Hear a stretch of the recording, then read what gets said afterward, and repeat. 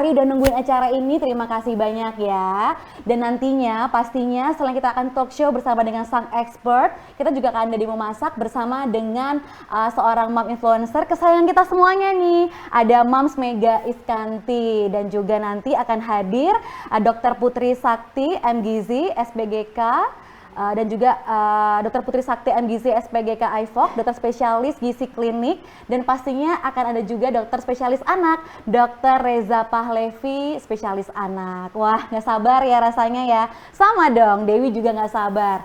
Jadi untuk para moms ini semuanya bertanya-tanya ya, kira-kira menyiapkan empasi itu ribet nggak ya? Kebutuhan nutrisinya akan terjamin nggak ya? Tenang aja, di sini hadir Nice bersama dengan Moms Indonesia untuk mempersembahkan yang terbaik. Kita akan berikan tips dan juga triknya, dan pastinya tema kali ini pastinya menarik dong. Nice Mom, less worry, stop insecurity, anak cukup nutrisi. Sudah siap semuanya? Jangan khawatir, nanti akan ada juga penanya terpilih yang aktif bertanya ketika talk show. Jadi kita akan pilih 10 penanya yang terpilih mendapatkan paket produk dari Nice senilai Rp100.000 dan juga memenangkan e-wallet senilai Rp50.000. Jadi pastikan ya para moms ya, hadir dari awal hingga akhir acara. Kalau perlu dicatat tuh ketika ibu masak apa aja dimasuk duluan, kemudian apa aja yang perlu kita perhatikan gitu ya ketika kita mempersiapkan empasi. Jadi mulai dari awal hingga akhir, enjoy the show ya para moms ya. Jadi nanti kita juga ingin ingetin bahwa nanti para moms juga bisa bertanya langsung kepada sang expert. Namun sudah nggak sabar, udah jam 3 sore nih waktu kita buat persiapan empasi si kecil. Untuk itu kita langsung bergabung ya bersama dengan Moms Mega Iskanti dan juga Dr. Putri. Ini bundaku.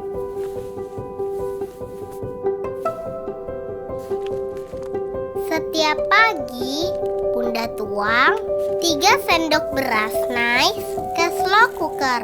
Lalu Bunda tambahkan 300 ml air kaldu. Ia masak dengan penuh cinta hingga beras menjadi bubur.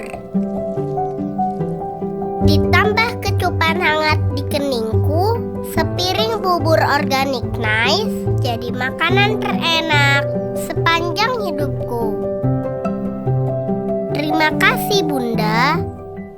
It's a nice life.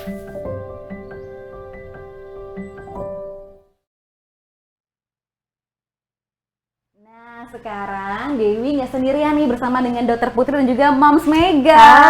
Apa kabar Dokter Moms Mega? Alhamdulillah ya Dok ya. Luar biasa semuanya pada semangat Hari Ibu nih. Selamat Hari Ibu ya. Selamat Hari Ibu untuk semuanya. Oke, Moms Mega kita akan memperkenalkan nih karena semuanya kan pengen terbaik untuk si kecil ya. Pastinya. Apalagi sekarang itu pandemi. Pengennya semuanya harus bernutrisi, semuanya serba organik. Sekali organik tetap organik ya kan? Nah, Mas Mega punya tips nggak sih untuk para moms sekarang? Sebenarnya aku juga masih mempersiapkan banget nih ya MPASI. Jadi aku yang masih belajar juga. Makanya nih dengan ada dokter di sini, aku juga pengen nanya-nanya nih tentang gimana sih nanti aku harus persiapannya, masaknya, penyimpanannya. Jadi aku juga nggak sabar nih pengen ngobrol-ngobrol sama dokter. Si kecil usia berapa nih Moms Mega? Aku masih mau 5 bulan, jadi masih bulan depan nih MPASI-nya. Kalau nggak salah namanya adalah Kailan. Iya. Oh, luar biasa. Artinya apa ya? Artinya pejuang yang tangguh. Pejuang yang tangguh. Dokter Putri, Iya. apa sih yang harus kita perhatikan ketika mempersiapkan empasi itu? Pastinya kita harus mempersiapkan 4 hal dulu nih ya. Pertama, kita harus tahu bahwa usianya udah cukup atau belum. Oke. Biasanya yang dianjurkan oleh WHO dan IDA itu 6 bulan, 6 bulan. gitu ya. Kemudian yang kedua, adekuat atau tidak, cukup atau tidak untuk nutrisinya dia. Dari kalorinya, atau mungkin kebutuhan makro dan mikronutriennya, yang nanti kita juga akan sambil demoin gitu ya. Kemudian yang ketiga juga harus higienis. Yang harus higienis, dan yang keempat, responsive feeding. Artinya pemberian makannya harus benar. Kadang kan kita nyiapinnya mungkin udah benar, tapi pemberiannya juga kita harus benar juga. Aduh, deg-degan sih aku sebenarnya ya. Kalau diobrolin Banyak seperti hal yang ini. kita persiapkan juga ya. Jadi bukan cuma tinggal ngasih makan tuh bukan ya Dok ya? Bukan, ya anak-anak kan lagi belajar. Jadi feeding itu beda dengan makan ya. Oke. Feeding itu adalah dia sedang belajar untuk makan. Jadi kita memang harus memperhatikan tadi poin-poin 4 tadi biar bisa berhasil pemberian empasinya. Lu doakan aku ya, wish me luck. Pasti bisa. Semangat. Oke, Moms Mega udah persiapkan spesial dong ya hari ini Udah untuk dong. para nice mom yang Iya, lihat ya. aku mau demo masak MPASI dari Nice yang pastinya kan dia homemade organik ya, dan dia tuh memang pakai bahan pangan lokal yang udah pasti halal. Nah, aku mau sekalian belajar juga cara masaknya dan mencari info yang lebih dalam juga sama Dokter Putri gitu. Mungkin kita langsung aja kali ya? Ya, kita persiapkan dulu ya para moms ya. Jadi Dokter Putri luar biasa loh. Langsung dipersiapkan semuanya, kita siapin. Iya, biar kita juga sambil ngobrol-ngobrol Jadi pas gitu ya. Nah, ini takaran kita airnya ya dok ya? Iya, sekitar 300 mili ya. 300 ml, Betul. oke. Tapi itu kan gimana umur berarti ya dok ya? Iya, pastinya kalau mau tepat sesuai umur tadi kan ada kuat. Jadi tiap bulan itu memang kebutuhan kalorinya kan berbeda-beda. Benar. Biasanya untuk 6 sampai 8 bulan kita pemberian kalorinya dari MPASI itu sekitar 200 kalori aja. Nah, tapi kalau misalkan nanti usia 9 sampai 11 naik lagi nih, Oke. 300 kalori. Nanti ada 1 tahun beda lagi, dari MPASI-nya 550, sisanya dari ASI semaunya si anak tersebut.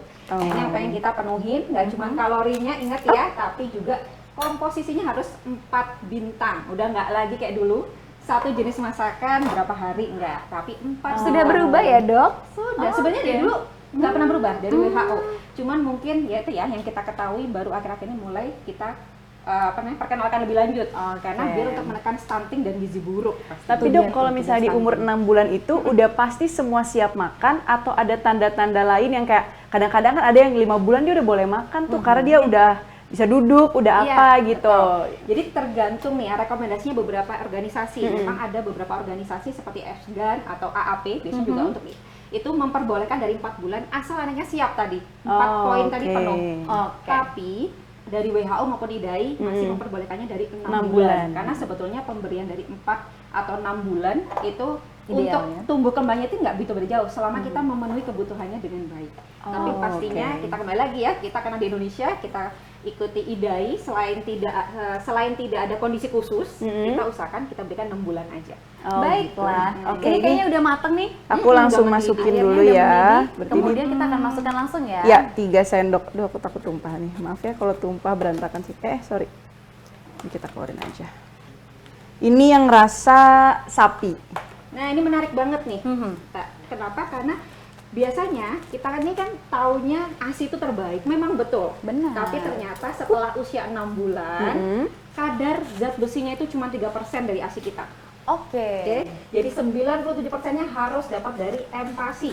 Nah, ini penting tadi. Kenapa aku bahas? Karena Momega memberikan yang rasa sapi. Sapi itu kaya sekali dengan zat besi yang Oke. penyerapannya bagus banget untuk anak kita. Ya, Luar biasa. jadi ini Luar biasa. bagus banget. Tadi ada kandungannya apa aja kalau boleh tahu? Ada beras organik, sayur-sayuran, sorry, oh ini. Ya. Oke. Beras aduk. organik, sayur-sayuran, Ya, dan aduk ya. daging sapi pilihan. Nah, ada beras organiknya, artinya karbohidratnya udah terpenuhi. Organik lagi ya. Iya. Kemudian yang kedua ada sapi, itu kan protein Protein hewani. tinggi juga Tinggi ya, Dok, ya? sekali gitu ya. Ditambah lagi tadi ada buncis kalau nggak salah ya.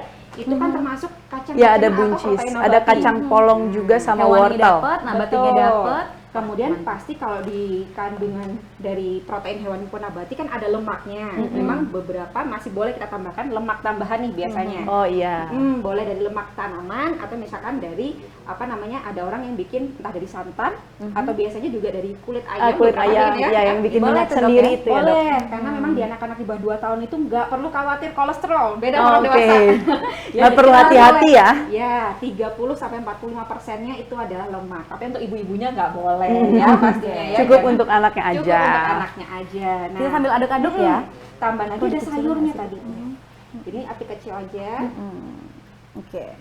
Kita masak pelan-pelan biar matang. Teksturnya pun di usia 6 bulan ya kayak dulu ya, kita tahu kan cair aja nih mau Iya. ya Mbak ya. Tapi ternyata udah mulai kental tapi Udah ada. bertahap. Betul. Ya teksturnya. Kalau berapa ini tuh lama berarti nih ya? sekali makan ya dok segini? Enggak ya? Usahakan sekali makan, tapi tergantung. Kalau dia usianya memang 6 bulan, kita mengawalinya dari 2 sampai 3 sendok makan. Oh oke. Nanti bertahap, kalau dia udah oke, kita naikkan sampai 125 mili, itu sekitar setengah mangkoknya bayi itu. Oh Itu oke bertahap. oke. Ya. Iya. Ih, seru banget ya. Seru. Ternyata kalau kasih yang terbaik untuk si kecil praktis banget ya. Karena kan sekarang Mama Mega juga kesibukannya padat banget. Dokter juga mobilitasnya tinggi banget. Jadi dengan adanya Nice ini membantu banget ya para Iya, moms ya. Membantu banget, betul. Apalagi memang menurut WHO ya, memang kita ini kalau empasinya ini kita merasa belum bisa optimal untuk pemberiannya, entah karena kesibukan atau pengolahannya belum benar, itu boleh kita berikan empasi yang difortifikasi, tapi ingat harus yang sudah terdaftar di BPOM Oh iya dan sudah pastinya sesuai ya. dengan standar WHO. Kenapa? Karena dia sudah ditambahkan dengan nutrisi-nutrisi khusus yang Yang penting, dibutuhkan ya sama betul, anak-anak. yang masih kurang kalau hanya dipenuhi dari empasi aja gitu. Oke. Kita harus bijak juga ya, Oke. apalagi organik. Organik. Lebih bagus Iya. lagi. Nah dok, ini kan pakai pangan lokal ya. Iya. Bedanya gimana sih kalau buat anak bayi itu sendiri? Maksudnya manfaat si pangan lokal untuk si anak-anak Iya. yang lagi empasi gitu. Iya, namanya pangan lokal ya, artinya kan mereka lebih familiar, Iya. lebih mudah kita dapatkan di sekitar. Jadi kedepannya itu akan membantu mengurangi resiko Oh, jadi picky takutnya eater. iya yang kalau ngaruh kita, ya. Takutnya kalau kita udah ke bule-bulean, Ke bule-bulean misalkan nasinya udah yang agak langsung susah. quinoa segala macam. Jadinya begitu. Nah, pas kita mudik ke daerah nggak ada quinoa, bingung bayinya nolak Iya, semuanya. Jadi kita iya. berikan Jadi emang dari yang lokal lebih dulu. gampang ya, lidahnya Benar. biar lebih familiar sama yang Betul. lebih mudah ditemukan gitu ya dok ya. Betul. Dan usahakan variasi ya. Wah, tuh udah mulai tuh. Nah, baunya enak ya. Kalau Iya. anak baru 6 bulan, baru mulai MPASI, berarti sehari itu makannya 2 apa langsung 3 kali? Biasanya kalau untuk makan utamanya bisa di 2 sampai 3 karena dia perkenalan. Jadi awali di 2 kemudian 3. Snacknya pun 1 sampai 2 kali. Nanti baru setelah 9 bulan naik tuh jadi 3 sampai 4 kali, snacknya boleh di 2 kali. Kebutuhannya kan udah makin gede ya. Nah, ini dokter dan juga Mas Pega, silakan masak-memasak nih sekarang ya. Kita nggak sabar nih ngeliat gimana hasilnya nanti, kemudian pastinya semuanya tercukupi gizinya Iya. dan Harusnya, bahannya betul. semuanya organik. Betul, dan penting lagi, satu lagi, yaitu kandungan sodium atau garamnya nggak boleh berlebih. Jadi cari produk yang memang terkandung sodium atau natriumnya itu minimal sekali atau bahkan nggak ada, itu lebih bagus. Ini bagaimana Mbak? Di sini sih Natriumnya nggak ada. tercantum? Oh ini ada natriumnya, Iya, natrium. 0 miligram. 0 mg, jadi pastinya Yes. bagus, sealami Sehat mungkin semuanya. gitu ya. Jadi nggak perlu penambahan, rasanya udah alami. Enak. Oh iya penambah rasa ya, tapi Betul. biar gurih ya sebenarnya ya. Betul. Oh iya. Nah, silakan memasak ya dokter dan juga Terima Mas Pega kasih. ya. Terima kasih. Oke. Nah kalau yang 300 mili ini berarti untuk umur berapa dok? Ini lebih untuk pengolahan aja sih. Oh, oke. Kalau untuk masakan biasa tergantung jenis masakannya apa dulu ya, bahan yang kita mau rebus apa gitu. Jadi nggak patokan harus selalu airnya 300 mili sebetulnya Moms Mega ya. Oke. Mm-mm. Aku jadi banyak belajar. Seru Siap-siap. ya, sebulan lagi. Deg-degan banget soalnya aku rasanya pengen cuti dulu 2 minggu buat mempersiapkan ini semua. Kayaknya acara ini harus setiap hari kali ya. Jadi kita juga sambil belajar. Iya, ya. terus kayak gitu ini kan ada yang sapi dan juga ada yang salmon ya. Nah ini penting banget ya, karena variasi di protein hewani itu harus kita beri nih Moms Mega setiap harinya. Contohnya kalau di sapi tingginya zat besi terutama. Nanti di salmon tingginya lebih omega 3. Nah itu kan bagus buat otaknya, iya, makanya betul, harus betul. divariasi. Karena kan 1000 hari Betul. pertamanya anak tuh Betul. itu ya golden age-nya ya Betul. dia ya. Harus dikasih yang terbaik. Harus terbaik, jadi nggak cuma ngeliat kalori aja ya Moms, tapi juga 4 bintang tadi harus terpenuhi dengan baik. Jadi yang penting kualitas dari makanannya itu sendiri ya dok. Kualitas dan kuantitasnya harus kita penuhi ya? dua-duanya. Oke. Menarik, menarik. Iya, anaknya Moms umur 5 bulan ya? 5 bulan, baru mau 5 bulan bulan ini. Tapi semua udah ya, udah bisa tegak kepala, Udah. refleks untuk melepeh, udah berkurang mungkin? Melepeh. Belum pernah nyoba ya? Belum pernah nyoba sih kalau Atau melepeh. jilat-jilat? Jilat-jilat Udah udah, terus ya? kalau aku lagi makan dia udah ngacai. Nah, Udah kayak tuh, ngeliatin, udah pengen ya. terus ya udah pengen. Terus semoga sih lancar ya nanti masakan. Insya Allah lancar. Makanya dari awal pentingnya diberikan 4 bintang itu salah satunya menghindari resiko untuk terjadinya picky eater atau pilih-pilih makan. Iya, jadi Nah, gitu ya. Iya. Oke. Ini udah mulai mateng, tinggal kita lembutin aja ya. Iya. Mm-mm. Kalau tahu tandanya udah siap dimakan sama bayi, gimana dok? Tergantung usianya. Kalau memang 6 bulan tadi kita pure ya, atau yang selembut mungkin. Tapi jangan terlalu kental juga. Jadi bertahap, kentalnya itu pelan-pelan bertahap, nanti teksturnya dinaikkan. Karena Oke. anak kan masih belajar di sensori lidah. Iya. Jadi sensori itu nggak cuma tangan dan kaki ya, Moms, tapi juga di mulutnya dia tuh butuh diolah. Salah satunya dengan tekstur tadi. Makanya WHO dan IDA itu tidak menyarankan dikasih cair. Kalau zaman dulu kan cair Iya, dulu ya, iya. karena katanya paling mirip dengan ASI. Nah sekarang nggak, kita mulai yang kental, tapi memang kekentalannya itu bertahap. Gitu. Tapi nih dok, misalnya dia dikasih makan, tapi Iya. kan dia tetap mungkin lebih prefer nyusu ya. Awal-awal ya. Awal-awal ya. Nah itu baiknya tuh ngasih makan sama jeda antara makan MPASI sama nyusu tuh berapa lama tuh dok? Nah, ini penting sekali, bagus banget pertanyaan Moms Mega. Jadi jadwal makan tuh harus teratur, Moms ya. Oke. Usahakan per 3 jam. Oh, Kita harus per 3 tega. jam. Karena Oke, jadi anak-anak- walaupun dia udah kelaparan, tegain aja dulu Iya, gitu. karena kan kita tadi poin keempat butuh responsive feeding. Dia Oh, benar-benar jadi biar dia makan karena lapar. lapar. Betul. Iya, iya, iya. Karena kalau karena kita nggak tega kasih ASI terus, nanti pas makan utama dia malah Nggak nggak mau. begitu mau. Iya. Kelemahannya apa? Nutrisinya salah satunya tadi zat besinya kan nggak tercukupi hanya dengan Iya, ASI. oke. Nanti kurang. Makanya per 3 jam nanti usahakan untuk makanannya 2-3 kali tadi pengenalannya ya, baru sisanya dari ASI tetap harus terpenuhi dengan baik. Nah, untuk berapa kalori kebutuhan tiap bayi pastinya individual ya, Moms Mega, Beda-beda, itu yang harus kita konsultasikan kepada para ahlinya biasanya Oke, gitu. oke, oke. Oh, jadi 3 jam sekali. Jadi Betul. sarapan ke ASI nanti misalnya jam 8 terus jam 11 baru dia nyusul lagi. Tapi kan udah makan siang ya. Iya, enggak kan nanti kita berikan per 3 jam. Makanya Oh. sarapan usahakan jangan jam 8 pagi juga. Oh, Nanti jadi- takutnya kemalaman juga kan. Oh, iya iya iya. Ah, Oke ah. deh kalau kayak gitu. Nah, terus Dok Iya. pengen nanya dong cara Betul. penyimpanan MPASI yang benar tuh gimana sih? Ini penting juga ya. Jadi untuk empasi ini kalau kita mau nyetok, apalagi kalau kita kan bekerja Kerja, ya, Moms iya. Mega, jadi pasti nggak bisa rutin tiap Tiap hari, hari, bisa iya, jadi betul. gitu. Nah, untuk penyimpanannya ini usahakan satu yang pasti higienis. Iya. Kemudian yang mentah sama matang pastinya harus Dipisah. dipisah. Kemudian kalau yang matang pun ada beberapa yang memang dia ini kurang bagus untuk disimpan lebih lama, misalkan telur gitu ya, atau misalkan kalau buah-buahan itu seperti pisang, mangga itu nggak bisa. Jadi Oke. beberapa memang harus kita cari tahu mana yang nggak memungkinkan. Nah, selain itu kita masih bisa nih kita simpan di wadah masing-masing satu cup Iya. gitu ya, masing-masing, dan itu harus tertutup rata. Nah, dia masukkan ke dalam freezer atau ke kulkas. Kalau ke freezernya dengan suhu di bawah 5 derajat, kita bisa nyimpan sampai 3 atau 6 bulan. Tapi Oh, bagusnya sih oke. nggak lebih dari 3 bulan ya, kalau Iya, pengen iya, nutrisinya tidak menurun. Tapi kalau di kulkas biasa nih, maksudnya nggak di freezernya, kita cuma bisa 1-2 hari aja. Atau kalau mau yang praktis mungkin seperti ini. Iya. Cari yang memang dia konvensional, homemade, tapi versi yang sudah difortifikasi, Iya, jadi betul. aman gitu ya. Karena kadang kita Lebih ringkes juga iya, ya. selain lebih ringkes, kadang kita itu kalau mengolah kan ada kemungkinan untuk ada yang turun ya Iya. nutrisinya. Tapi kalau sudah difortifikasi itu sudah terstandarisasi kebutuhannya Oke. sesuai dengan usia anak-anak. Wah, ini udah mulai nih, airnya udah mulai Iya, hilang udah ya. mulai surut Udah airnya. mulai surut nih. Tinggal tunggu sebentar lagi, nanti baru kita lumatkan untuk bentuk puree. Atau kalau 9 bulan biasanya cincang halus, kemudian beranjak ke cincang kasar ya. Oke, oke, oke. Jadi sebenarnya dimasuk freezer pun nggak apa-apa ya?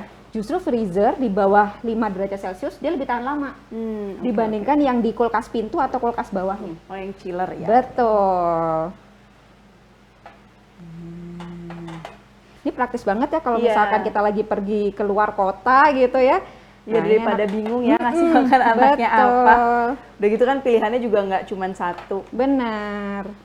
Bisa variasi, Iya. ringkes. Nutrisinya juga kita nggak pusing ya, udah komplit betul. semuanya. Aduh, udah nggak sabar pasti ya. Nggak sabar. Banyak deg-degannya sih. Cuma nanti setelah anaknya Moms Mega, jadi pemenuhan asinya juga bisa di malam hari kan nanti. Iya. Nah, per berapa jam itu kita kasih. Nanti makin gede, makin banyak dari makanan, asinya lama-lama sesuai keinginan si bayi. Si bayi. Betul. Ini kan masih pengenalan aja ya. Iya, iya. Tuh, udah mulai makin Iya surut. tuh ada wortelnya juga. Komplit. Dan Ada kalau kacang polong. Moms Mega lihat ya, sayurnya nggak begitu banyak, nggak masalah, nggak usah takut. Karena memang di anak-anak di bawah 2 tahun Emang harus sedikit ya iya, buah dan sayurnya. belum perlu diet kayak kita. Iya, iya, iya. iya. Ya, jadi Yang perlu emang lemaknya, ya, zat besinya betul. ya dok Jadi ya. sayur ini lebih ke pengenalan. Dan juga kalau dibaca ya ada untuk prebiotik. Prebiotik ini adalah makanan untuk usus, bakteri sehat usus kita. Jadi usus kita kan ada bakterinya Iya. alami. Nah, kita kasih makanan dari si sayur-sayuran tadi. Asal tidak berlebih gitu ya, otomatis usus yang sehat di anak-anak itu akan menjamin 80-90% imunitasnya dia. Oh gitu. Kalau imunitasnya bagus, tumbuh kembangnya juga akan optimal. insya Allah Luar ya. biasa ya. Cuman berawal dari makanan yang sehat. Nah, Kalau kayaknya misalnya udah ini nih. kurang, misalnya dia kurang halus, terus diapain lagi dok? Biasanya dilumatkan, nanti ada alat untuk empasi. Oh, yang itu dipakainya betul, untuk kita melumatkannya lumatkan. lagi. Iya, berawal dari puree, nanti jadi mash. Nanti 9 bulan ke atas, cincang halus, naik lagi cincang kasar gitu ya. Oke, oke. Tampilannya enak ya. Iya, tinggal menarik kita ya, kayak pindahkan. bubur. Iya. Ini kita pindahkan ke yang udah ini. Nah ini udah matang ya, nanti tinggal kita lumatkan sesuai dengan usia anak moms masing-masing gitu ya. Nah tadi aku menarik banget pengen bahas lebih lanjut nih, Ya. Moms Mega, kalau nggak salah tadi terkait sodium ya. Ya. Karena memang di beberapa ibu-ibu ini merasa memang diperbolehkan nih dok, katanya boleh nih pakai garam atau Ya, sodium atau natrium. gula juga ya kan? Sebetulnya dari WHO pun memperbolehkan, tapi harus bijak. Sampai usia 1 tahun tuh cuman boleh 400 gram natrium. Full seharian, padahal di ASI kita udah ada sodiumnya juga secara alami. Oh, gitu. Nah, jadi cuman boleh sekitar 1/10 sendok teh. Itu udah sehari loh. 1/10. Oh, kecil banget. Kecil Sedikit banget ya. Jadi kalau memang memungkinkan dari bahan makanan alami, misalkan kadang kan kita bisa bikin dari kaldu Iya. atau apa itu ya, udah ada sodiumnya. Nah, itu akan membantu banget. Apalagi kayak gini tadi tuh 0 natrium miligram, lebih iya. membantu lagi. Jadi anak kita nggak beresiko terkena berbagai penyakit ya. Oke, iya. Ya aku juga kemarin sempat dengar-dengar tuh katanya kalau bisa sih jangan dipakein penyedap rasa Iya, lah ya betul. gitu ya, seminim mungkin gitu. betul. Walaupun mungkin emang kalau buat kita pasti rasanya jauh lebih enak, tapi Iya. kan kalau bayi mungkin masih perkenalan mah nggak terlalu perlu kali ya Iya. gitu ya dok ya. Tapi sebetulnya Moms Mega nanti kalau Moms bikin kaldu nih, misalkan entah dari ceker atau dari apa gitu ya, semakin lama kita rebus atau misalkan semakin kental brothnya, Iya. itu gurih alami loh sebetulnya. Oh, Ya karena oke, di bahan oke, makanan oke. alami itu juga kadang mengandung sodium atau natrium, jadi nggak usah khawatir, tetap gurih sebetulnya. Cuman kita kadang khawatir ya. Iya, Gitu. terima kasih dok tips and triknya. Sama-sama. Buat aku yang bulan depan jadi kayak oke aku udah nyatet nih langsung di kepalaku kayak apa aja yang harus aku persiapkan. Iya, sama-sama. Seneng banget. Terus ini juga udah jadi Baunya wangi juga, lagi. gurih ya. Iya. Tuh. juga Dagingnya udah alami, jadi. Iya, semua dagingnya alami. ada, Mm-mm. nasinya. Jadi bubur. Iya, jadi bubur. Ternyata sayurnya juga lumayan ada banyak. Ada wortel, kacang polong, buncis, kembang kol dan daun seledri. Nah, jadi udah komplit 4 bintang tadi ya. Karbohidratnya dapat dari nasinya, protein Proteinnya dari hewaninya daging. dapat dari dagingnya. Kemudian untuk kacang polong dan buncis tadi untuk protein nabatinya. Nah, sisanya lemaknya bisa dari protein-protein tadi. Bisa juga kita tambahkan boleh. Oh iya, boleh Misalkan ya. mau tambah 1 sendok teh atau setengah sendok teh, entah itu dari minyak, Santan. santan boleh gitu ya. Baru nanti tambahannya sayur secukupnya aja untuk pengenalan. Gitu. Oke. Seneng banget aku bisa ngobrol-ngobrol sama dokter, jadi banyak yang bisa aku tanya-tanya langsung. Iya. Daripada kalau cuman googling kan nanti kayak yang ini ngomong ini, yang ini ngomong ini, jadi mendingan betul. kita langsung tanya aja sama dokter. Betul Tentang gitu ya. MPASI gitu. Mm-mm. Oke. Pindah ke sana. Aku ya, pindah ke sana. Ya.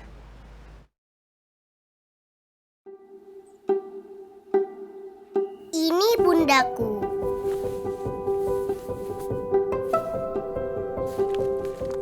Setiap pagi, bunda tuang 3 sendok beras nice ke slow cooker. Lalu bunda tambahkan 300 ml air kaldu. Ia masak dengan penuh cinta hingga beras menjadi bubur. Ditambah kecupan hangat di keningku, sepiring bubur organik nice jadi makanan terenak sepanjang hidupku. Terima kasih Bunda. It's a nice life.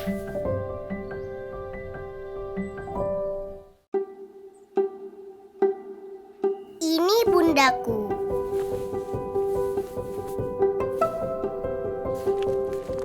Setiap pagi, bunda tuang 3 sendok beras nice ke slow cooker.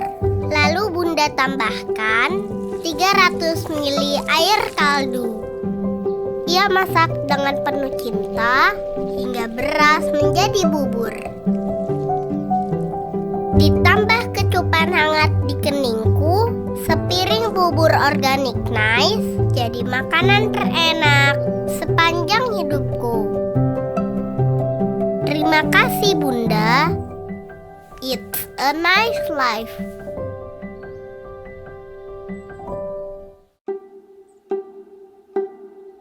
Ini bundaku.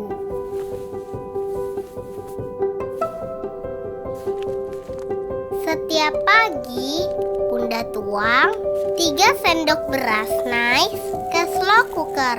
Lalu bunda tambahkan 300 ml air kaldu. Ia masak dengan penuh cinta hingga beras menjadi bubur. Ditambah kecupan hangat di keningku, sepiring bubur organik Nice jadi makanan terenak sepanjang hidupku.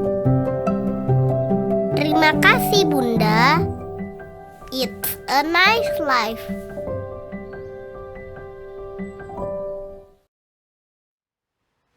Akhirnya udah kelar nih Moms Mega bersama dengan Dr. Putri memasak MPASI untuk si kecil. Gimana? Para moms sudah catat belum di rumah masing-masing? Jangan lupa dicatat. Kemudian nanti kalau ada pertanyaan boleh banget. Nanti kita akan berdiskusi juga bersama dengan dokter. Kalau tadi Dr. Putri yang masak, sekarang ada dokter spesialis anak, Dr. Reza Pahlevi. Halo dok. Halo Dewi, halo mam semua di rumah, apa kabar?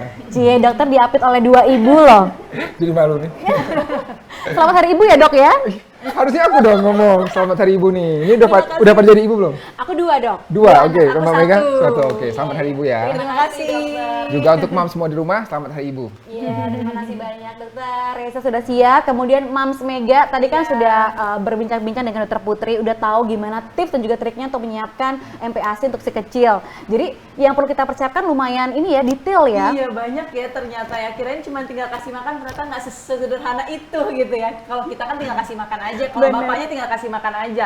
Ternyata kalau buat anaknya perlu persiapan yang cukup panjang. Iya. Kira-kira udah siap belum nanti nih kasih MPASI buat si kecil?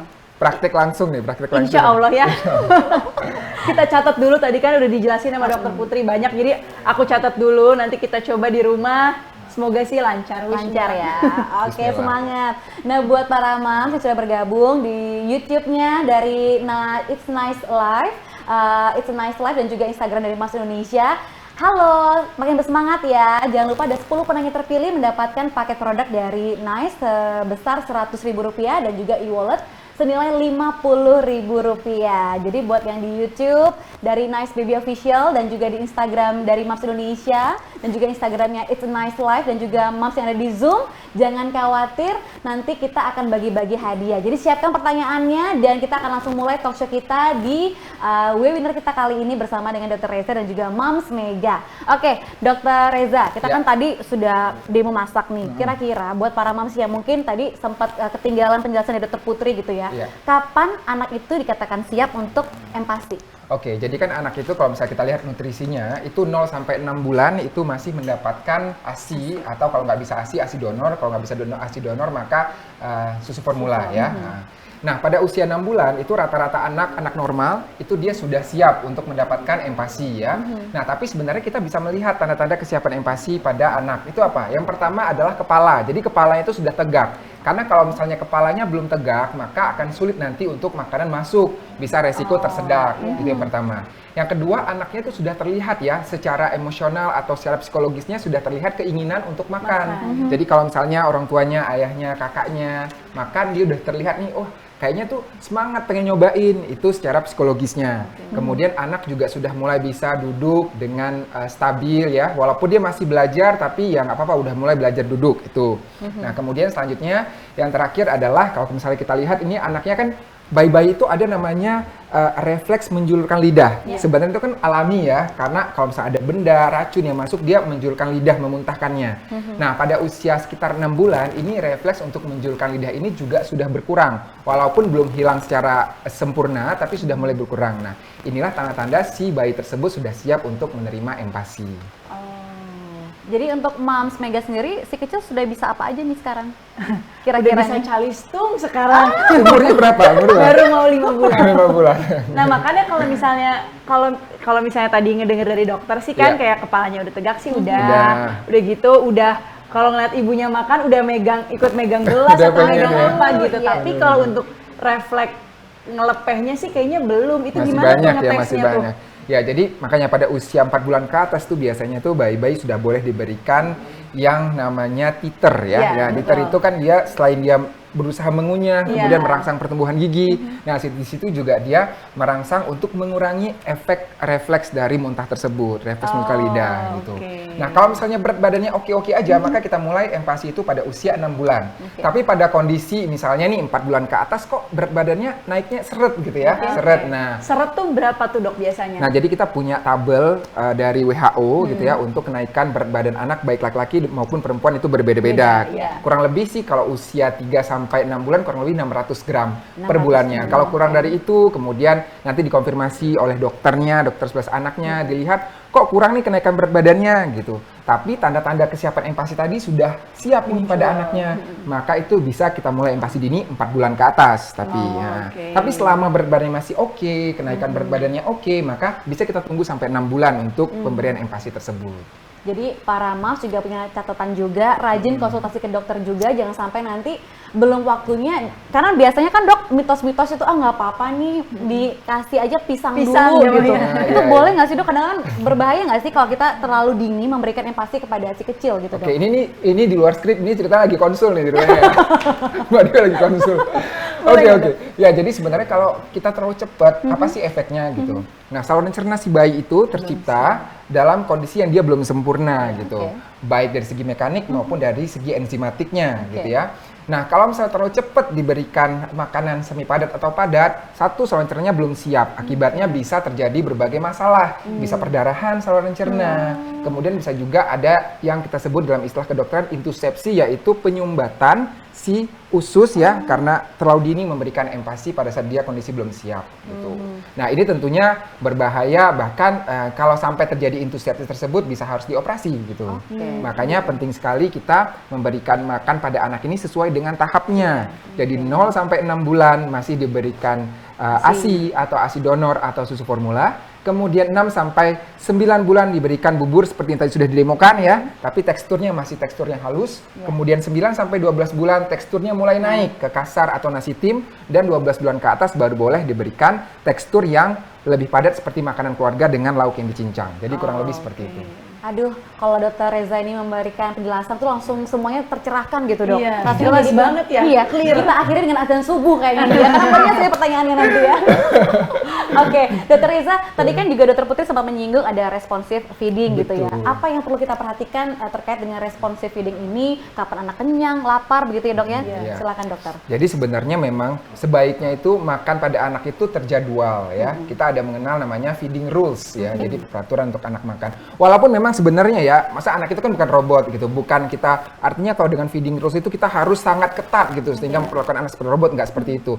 Tapi paling nggak itu ada batasan-batasan, sistematika gitu ya, agar anak itu proses makannya baik gitu. Nah, salah satu yang paling penting tadi responsive feeding, artinya kita melihat tanda lapar dan tanda kenyang pada anak. Itu kadang-kadang kan orang tua itu baru nunggu ngasih anaknya makan kalau dia udah nangis, udah cranky gitu ya, padahal nggak seperti itu. Kalau misalnya anak sudah terlihat tanda-tanda lapar, dia sudah mencari-cari makanan, karena kan usia di bawah setahun dia belum bisa ngomong gitu bahwa dia pengen makan gitu ya.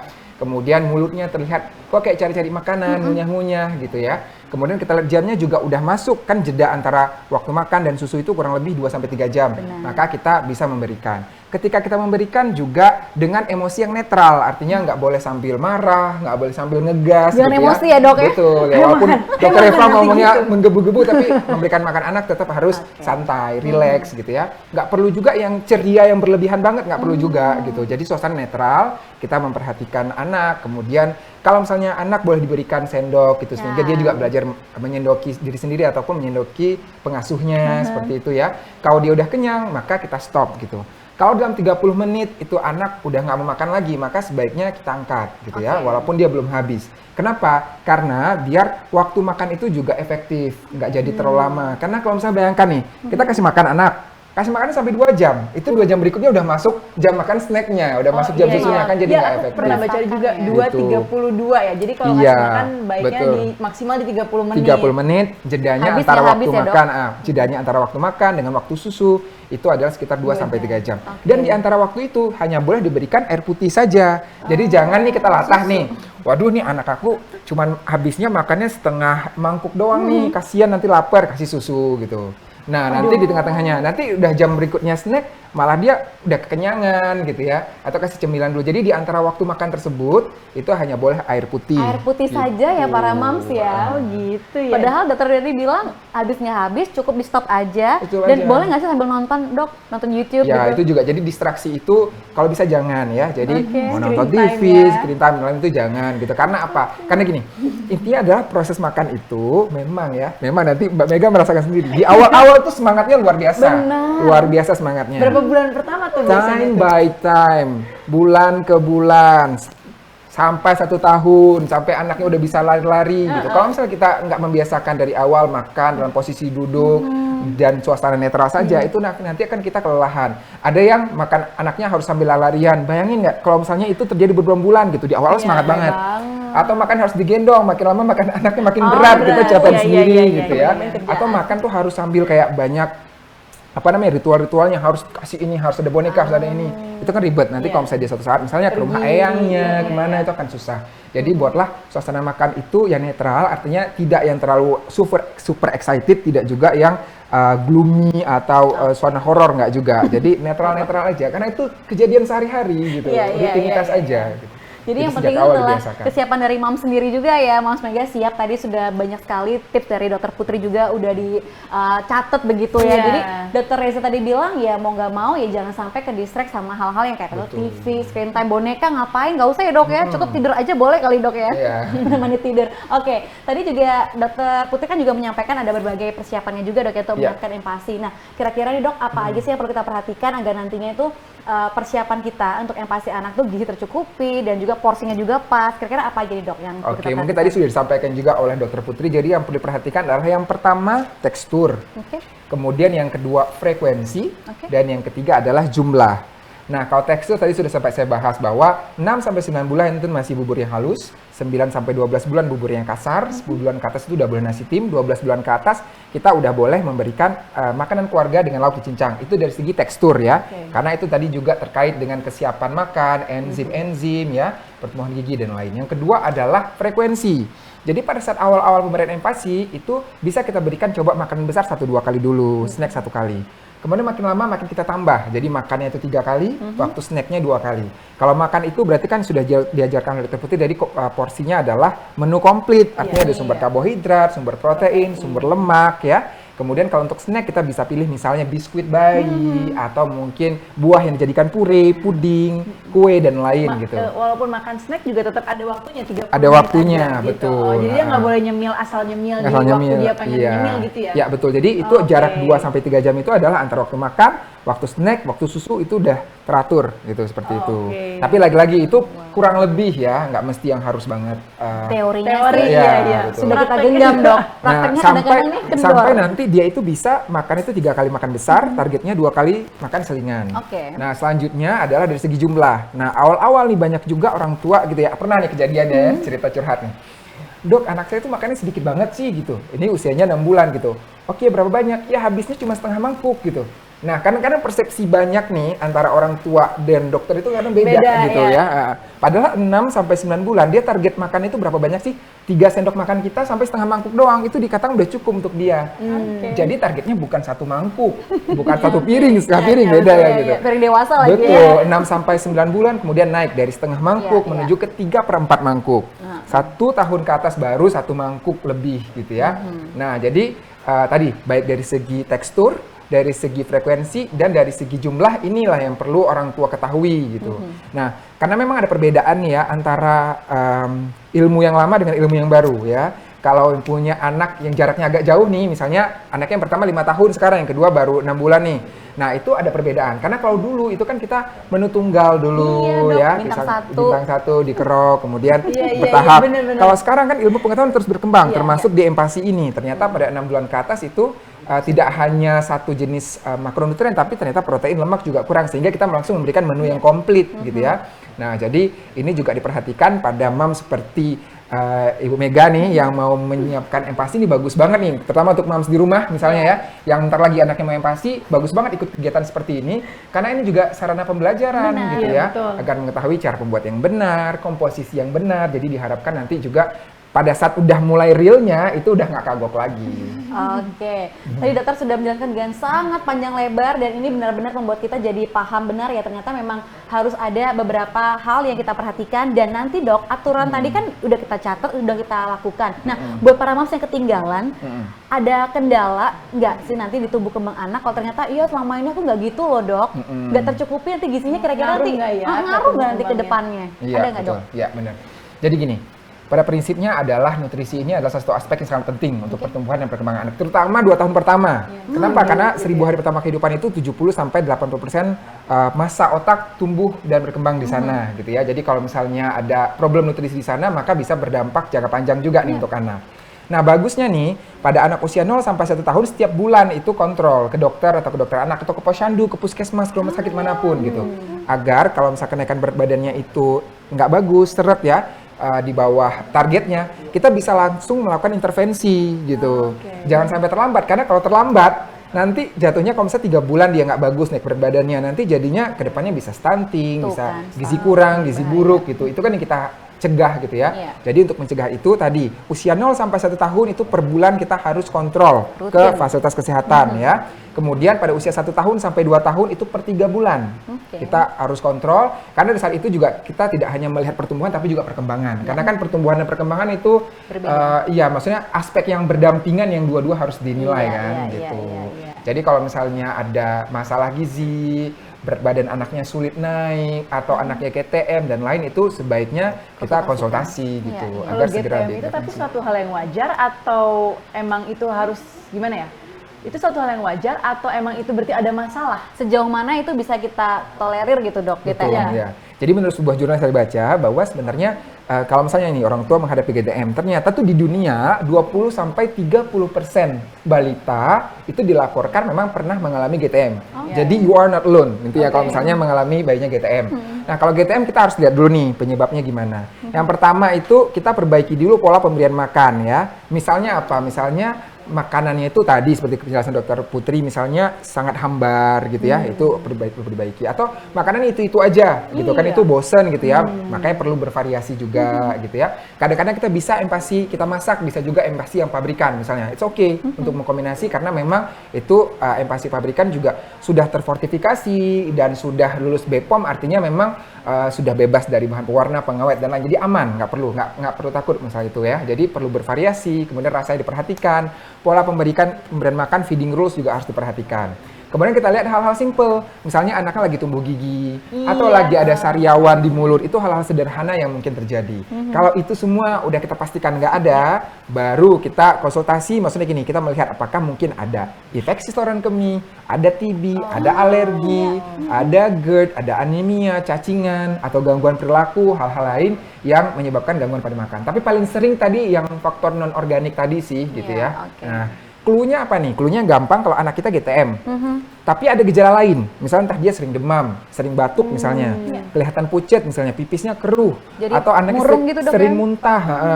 Atau mungkin ada gangguan perilaku, anaknya kok kayak autis atau ADHD. Atau sering diare-diare terus gitu. Kalau dia disertai gejala lain, itu kemungkinan besar dia faktor organik. Artinya ada penyebab lain yang menyebabkan dia gangguan makan. Tapi kalau dia nggak mau makan, tapi anaknya aktif aja, nggak ada gejala lain, maka mungkin tadi entah rasa, entah variasi, entah cara pemberian makan kita yang perlu kita perbaiki. Maka dari itu para mas ini harus lebih kreatif lagi mengkreasikan makanan untuk si kecil Yes, ya. itu percaya penting pakai banget. pasti. Itu penting banget ya. Jadi kayak itu berpengaruh banget loh. Saya seorang ayah juga nih, sharing juga pengalaman gitu ya. Anak saya kebetulan dia males banget minum air putih gitu ya. Tapi ketika kita ganti tumblernya itu dengan tumbler botolnya, superhero misalnya gitu ya, dia tuh jadi semangat makan gitu ya. Apalagi dengan ini Superman aja tuh minum air putih loh, gitu langsung semangat gitu. Begitu juga dengan anak kita. Jadi harus Selain pinter-pinter ya. betul, selain rasa, jenis makanan, ya cara penyajian, piring, sendoknya, hal simpel seperti itu juga berpengaruh terhadap kemauan makan seorang anak. Boleh dicoba. Dan ini adalah ilmu yang nggak ada di buku, Iya. tapi bisa kita dapatkan pengalaman dari dokter langsung Betul, ya. karena Gitu. kebetulan saya juga seorang ayah, jadi Iya, iya. mempraktikkan langsung dan melihat, oh iya memang nggak segampang itu sih ternyata, gitu, dan nggak memang selalu mulus secara teori gitu ya. Tapi tentunya ya kalau misalnya kita mencoba yang namanya juga usaha ya untuk Benar. mencoba semaksimal mungkin yang terbaik. Luar biasa. Tadi dokter sudah menyampaikan pengalamannya. Nah, kalau Mbak Mega sendiri nih, Moms Mega, gimana ya persiapan ini, sudah beli apa aja? Karena kalau saya pribadi dulu tuh beli peralatan yang lucu-lucu tuh dok. Jadi mamanya yang heboh. Iya, kalau aku sih Kalau kan Moms Mega gimana? sambil sharing sama teman-temanku ya. Iya. Even teman-temanku aja bilangnya gini, beli sendok jangan cuma satu, lu cobain beberapa, nanti Benar. cari yang cocok tuh Iya. yang mana, katanya gitu. Kadang-kadang soalnya yang ini bisa cocok, yang ini enggak. Jadi aku pikir kan kayak, oh sendok mah satu sama aja ya dok ya. Ternyata sendok tuh lu harus cobain juga, nanti dia ditaruh duduk juga harus sambil dicoba dibelajarin gitu. Jadi Mangkuknya juga. iya, jadi aku bener-bener, oh ternyata banyak juga yang harus dibeli. Jadi Gitu sih. persiapannya itu ya. Dari Persiapannya sih pasti untuk peralatan makannya udah makannya. siap. Sama satu lagi ya, Peralatan masaknya persiapan juga. mental juga penting banget Mega gitu Iya, ya. oke, Jadi nanti jangan baper kalau misalnya kita udah Oh masak iya, luar teman-teman biasa pada gitu ya. bilang gitu. Udah Ternyata pakai dia nggak mau salmon, udah pakai apa gitu. Cuma makan ada kamu. Nggak mau. Itu jangan baper. Jadi Iya, itu emang iya. it's happen dan ya udah makan sendiri aja. Itu normal ya. Dan ini bahagianya jadi seorang moms ya, karena ini yang bikin kita jadi semangat terus untuk belajar. Akhirnya hari ini nggak bisa, coba lagi besok ya dok ya. Betul. Oke. Nah sekarang moms Mega, kira-kira persiapan untuk si kecil mau berikan apa nih yang terbaik untuk si kecil? Ya pasti aku pengennya sih memberikan apapun yang aku bisa ya terbaik selama aku tuh pengennya cuti dulu gitu loh dok. Kayaknya aku harus persiapan dulu deh. Yang pasti aku sekarang udah mulai baca-baca juga apa Yes. aja sih yang sekiranya bisa boleh dan tidak boleh diberikan buat anakku gitu kan. Terus kayak ya tadi aku ngobrol sama dokter Putri sama dokter Reza juga kan, jadi aku banyak belajar kalau misalnya lagi ribet banget tuh nggak apa-apa juga kok kita ngasih yang fortifikasi, karena kan suka ada tuh ibu-ibu yang suka jangan dong anaknya jangan dikasih dong gitu kan, padahal kan ya balik lagi ke kebutuhan anak dan kebutuhan orang tua masing-masing ya. It's okay. Karena kita harus tetap keep our mind sane ya gitu kan. Takutnya kan kalau misalnya kita sibuk segala macam nggak bisa selalu mempersiapkan masak malam untuk besok paginya gitu kan. Yes. Jadi ya emang aku lebih ke sekarang mulai banyak baca-baca dan ngobrol juga sama teman-temanku yang baru mulai MPASI, dan ya belajar juga lah sama dokter-dokter yang tadi aku ngobrol gitu. Luar biasa. Semuanya udah kasih semangat, sedikit semangat untuk para moms yang nonton di rumah, dimanapun berada, dari seluruh Indonesia juga. Dan pastinya nggak sabar ya, ingin konsultasi langsung bersama dengan Dr. Reza dan juga Moms Mega. Tipsnya apa aja, boleh loh. Dan sekarang kita sudah mulai mau buka Q&A ini. Jadi silakan yang udah pengen tanya, silakan langsung tuliskan nama, kemudian asal dari mana, pertanyaan untuk siapa. Ada 10 penanya terpilih akan mendapatkan ada paket dari Nice senilai Rp100.000 dan juga e-wallet senilai Rp50.000. Oke, pertanyaan pertama, selamat sore dari Raza di Bogor. Oke, ini Moms Raza, terima kasih sudah bergabung ya. Apa tanda si kecil alergi dengan menu MPASI dan bagaimana mengatasinya dokter? Oke, Dan halo. juga apa aja tanda bayi sudah kenyang dan dalam sehari berapa jenis menu yang bisa diberikan kepada si kecil? Ya, oke. Makasih Mams Raza atas pertanyaannya ya. Yang pertama adalah apa tanda si kecil alergi? Nah, alergi itu ya, kalau misalnya alergi, itu yang terbanyak di Indonesia apa sih? Yang pertama adalah alergi protein susu sapi. Kalau alergi protein susu sapi, otomatis ketika dia diberikan susu sapi, dia udah mulai muncul, bisa muncul di bawah 6 bulan. Yang kedua, kalau untuk makanan sendiri, itu yang paling banyak apa? Itu telur, kemudian seafood, ya, kemudian bisa juga kacang-kacangan dan gandum, itu paling banyak. Nah, tanda alergi ini adalah dia kronik dan berulang. Artinya apa? Artinya kita melihat, misalnya si kecil kok setiap kita kasih makan udang, dia muncul gejala gitu ya. Gejalanya apa? Bisa di saluran cerna, ya, seperti dia muntah, diare, atau bisa di kulit juga, misalnya merah-merah, bentol, biduran di kulit gitu, atau dia malah sering kayak jadi nafasnya ngik-ngik, atau saluran nafas ya, atau dia malah bersin-bersin, itu tanda-tandanya gitu. Tapi kita perhatikan nggak cuma satu kali gitu. Jadi perhatikan besok lagi, misal lusa kasih udang, muncul lagi gejala seperti itu. Nah, kalau dia berulang seperti itu, maka kemungkinan besar dia mengalami alergi makanan tersebut gitu. Tadi gejalanya bisa di 3 sistem organ, saluran cerna, kulit, dan pernapasan. Kalau seperti itu sebaiknya kita konsultasikan ke dokter spesialis anak. Nanti biasanya apa yang dilakukan adalah kita mengeliminasi dulu makanan tersebut selama 1 bulan. Jadi jangan kita kasih makan dulu, makanya kita curigai alergi selama 1 bulan. Setelah 1 bulan dicobakan lagi. Kalau muncul gejala yang sama, berarti fix ini alergi dan dia 6 bulan harus menghindari makanan tersebut. Nah, kalau terlalu banyak makanan yang kita bingung nih, makanan apa sih dia alerginya tapi kok muncul ada gejalanya, maka nanti bisa dilakukan juga tes alergi oleh dokter spesialis anak. Itu pertama untuk alergi. Nah, tapi perlu diperhatikan bahwa kita juga nggak boleh terlalu cepat mengalergikan ikan, anak gitu ya. Jadi sedikit dia ini muntah dibilang alergi, sedikit dia merah-merah sekali dibilang alergi. Padahal tadinya mungkin dia habis kena semut atau apa gitu ya. Kenapa? Karena kalau misalnya kita terlalu cepat mengatakan anak itu alergi padahal dia sebenarnya nggak alergi, nah kan otomatis kan menghindari makanan tersebut gitu. Padahal si kecil butuh mengenal berbagai jenis bahan makanan gitu. Jadi semakin sempitlah pilihan jenis makanan yang bisa kita cobakan untuk si kecil. Jadi hati-hati mengatakan alergi. Lebih baik kita konsultasikan dulu ke dokter sebelum kita menjudge anak kita alergi A, B, C, D. Yang pertama. Kemudian yang kedua, apa tanda bayi kenyang ya? Ini banyak kita bisa lihat anaknya kalau udah kenyang itu dia bisa jadi mengantuk, tertidur, itu yang pertama. Kemudian juga dia udah menolak makan, jadi nggak mau makan lagi, itu juga Biasanya tanda begitu, Dok. dia udah kenyang gitu ya. Itu. Kemudian yang ketiga, dalam sehari berapa jenis menu yang dapat diberikan kepada si kecil. Nah, ini tergantung si kecil gitu ya. Ada yang memang mau dia makan pagi, makan A, B, A, C, A, yang malam A juga gitu. Ada anak-anak yang dia cepet bosen gitu. Jadi maunya pagi beda, siang beda, malam beda. Itu kewajiban anak saya gitu ya. Jadi itu PR juga. Jadi beberapa menu sebenarnya sih nggak ada batasan gitu ya. Tapi kalau bisa sih satu menu itu kita cobakan beberapa kali agar dia mengenal dulu rasa makanan tersebut gitu. Kalau misalnya kita repot ini memasak dalam satu hari 3 menu, maka kita bisa misalnya pas hari weekend kita masak 3 menu, tapi langsung kita masukkan ke dalam box-box kecil gitu ya, wadah, kemudian kita masukkan di kulkas, nanti bisa kita selingin gitu ya, kita panasin lagi yang menu yang sebelumnya pernah kita masak itu bisa juga kalau dia mau bervariasi dan kita nggak punya waktu. Atau mungkin kita selingi gitu ya, misalnya pagi belum sempat masak gitu ya, oke kasih bubur empasi fortifikasi dulu. Siang kan baru sempat masak tuh misalnya jam 10, berarti siang dia makan makanan biasa sama malam misalnya. Atau bisa dikombinasikan seperti juga kalau misalnya anak cepet bosen. Tapi intinya sih sebenarnya nggak ada batasan berapa yang harus diberikan per harinya.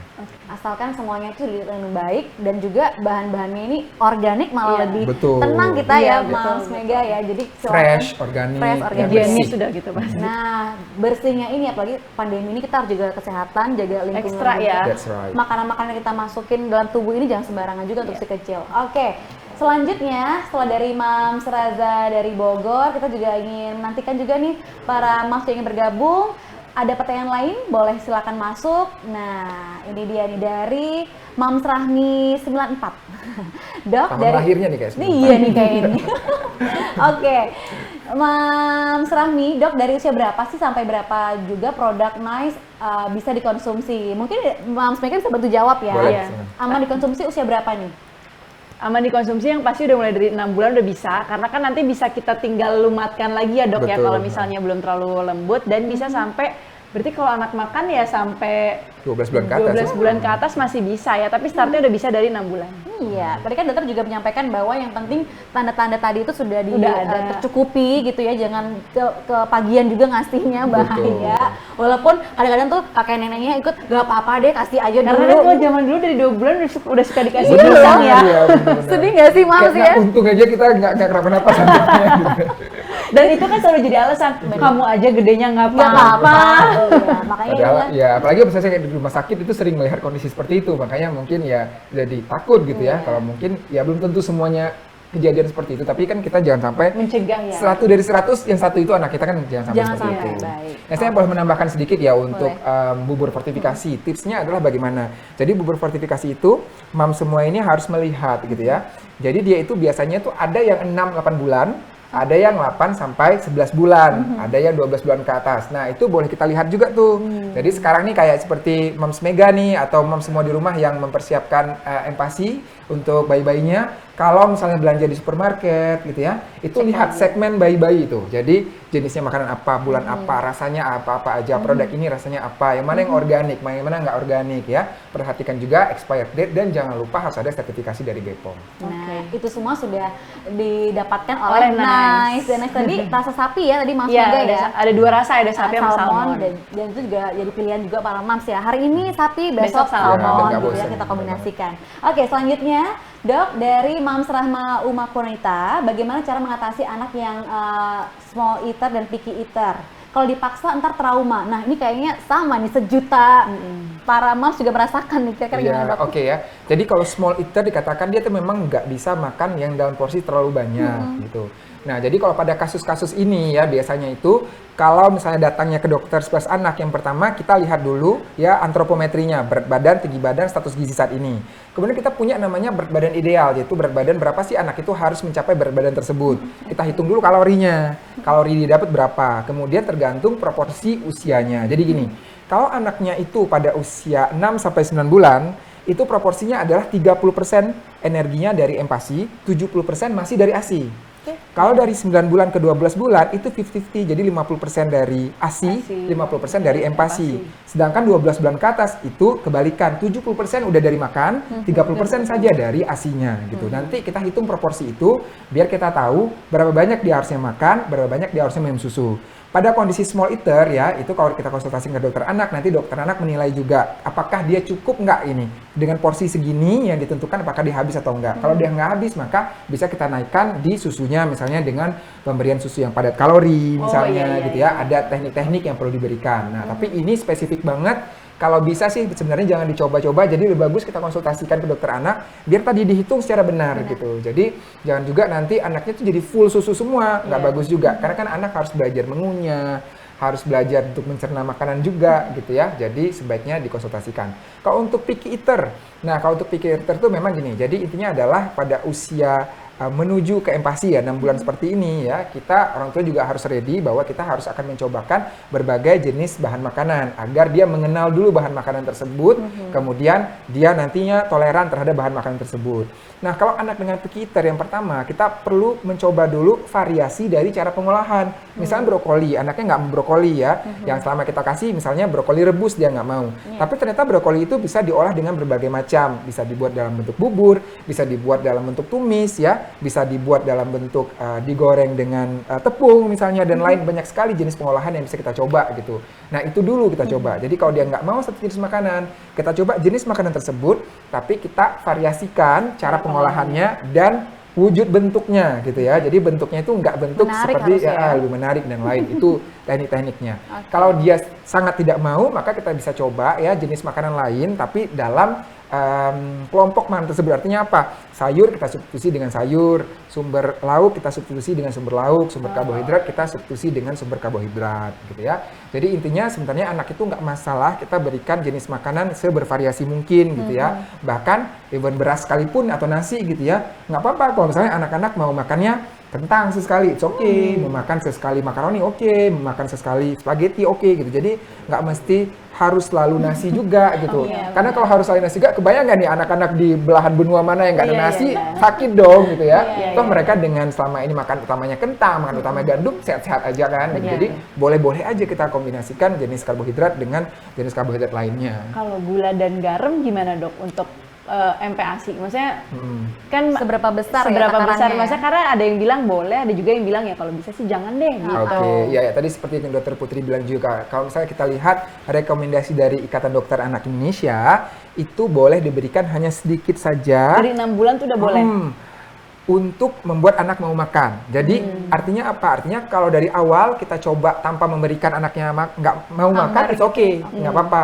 Kita bisa menggunakan pemanis atau perasa yang dari alami ya. Misalnya wortel itu memberikan rasa manis sedikit, bayam bisa memberikan rasa manis, daging juga bisa memberikan rasa gurih sebagai pengganti dari micin misalnya, ataupun jamur kita bisa menggunakan itu. Nah, tapi pada kondisi nanti biasanya tuh 8 bulan atau 9 bulan ke atas itu dia udah mulai ada preferensi rasa gitu ya. Di sana kita boleh menambahkan sedikit saja gula dan garam, oke. Asalkan nggak terlalu banyak gitu ya. Artinya sebenarnya kalau untuk makanan sehari-hari Indonesia sih kita masih oke, karena berbeda dengan luar negeri. Luar negeri mereka tuh garam itu taruh di meja gitu, jadi tambahkan di meja. Di luar Itu yang masakan ya, itu yang terlalu banyak gitu. Kalau kita kan cuman sejumput dalam satu belanga, it's okay, itu nggak banyak sebenarnya gitu. Jadi intinya adalah lebih ke kalau anaknya nggak mau makan. Tapi kalau anaknya mau makan, kita bisa mencoba dengan perasa yang alami saja. Oke, aku masih ada pertanyaan dok. Kalau misalnya sekarang kan beras macam-macam nih, ada beras Iya. putih, beras merah, beras coklat gitu. Betul. Nah, kalau misalnya ibu bapaknya makannya beras merah nih, anaknya boleh nggak sih sebenarnya dikasih beras merah? Oke, kalau ditanya boleh aja, tapi sebagai selingan ya. Sebaiknya memang kalau misalnya kita kaji ya, jadi kan itu dari IPB saya pernah ikut materinya, kebetulan kan gitu. Jadi gini, kalau misalnya beras merah Kemudian itu kan bagus untuk diet ya, Iya. karena dia tinggi serat Mami, ya, iya. tinggi Kan serat. siapa tahu kan Indeks ada kan. glisemiknya rendah dan lain gitu. Tapi ternyata di situ ada kandungan-kandungan fitat dan lain yang dapat sedikit menghambat penyerapan dari berbagai jenis vitamin dan mineral. Kalau sebagai selingan sesekali nih gitu ya, dalam seminggu kita 2 kali itu it's okay. Tapi kalau setiap hari lebih bagus ya beras yang Beras putih. putih saja Oke. gitu. Tapi bukan berarti maksudnya nggak boleh sama sekali, nggak juga. Boleh-boleh aja, tapi sesekali sebagai Karena selingan. sesuatu yang berlebihan nggak baik ya dok ya. Betul. Oke, lanjut lagi karena pertanyaan ini banyak banget dan terima kasih untuk para moms ya. Di Hari Ibu ini kita ingin memanjakan para moms, jadi bisa konsultasi dengan dokter Reza dan juga berbagi tips dari moms Mega juga. Untung aku sebelahnya dokter Reza, jadi aku langsung nanya langsung dari tadi setiap pertanyaan yang muncul di Oke. kepala. Oke, kita lanjut ya para moms ya, masih semangat ya. Dari Moms Hasik Rauf, apakah patokan anak cukup nutrisi seperti apa ya? Harus selalu dari BB yang naik kah dok? Ya, jadi kita lihat pertumbuhan dan perkembangan karena tadi dua-dua itu berpengaruh ya. Nah, BB itu benar harus naik, tapi nggak cuma BB yang perlu dilihat, tapi BB-nya, tinggi badan juga, dan lingkar kepala. Jadi 3 aspek itu pertumbuhan adalah berat badan, tinggi badan, lingkar kepala ya. Kemudian naiknya juga gitu, berbeda-beda gitu. Jangan kaget misalnya anaknya usia 9 bulan, kok nggak naik sekilo gitu, ada loh tanya ke saya gitu, karena beda-beda. Jadi patokan secara kasar, walaupun kita punya tabelnya ya, secara kasarnya adalah 3 bulan pertama itu kurang lebih 900 gram per hari. Kemudian 4 bulan sampai 6 bulan kurang lebih 600 gram per hari. Per bulannya, sorry ya, per bulan. Per hari, Kemudian gede banget, ya. 7 sampai 9 bulan itu kurang lebih kenaikannya 450 gram per bulan. Kemudian 10 sampai 12 itu 360 gram per bulan. Jadi makin lama memang kenaikannya nggak semakin sedikit, memang secara alamiah pertumbuhan seperti itu. Tinggi badan juga kita harus plot di kurva pertumbuhan.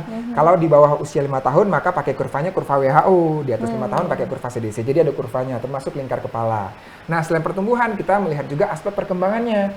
Motorik kasar bagaimana, motorik halus bagaimana, bicara dan bahasa bagaimana, serta kemandirian dan kemampuan sosial bagaimana. Karena otomatis kalau pertumbuhannya baik ya mudah-mudahan perkembangannya juga baik, inline.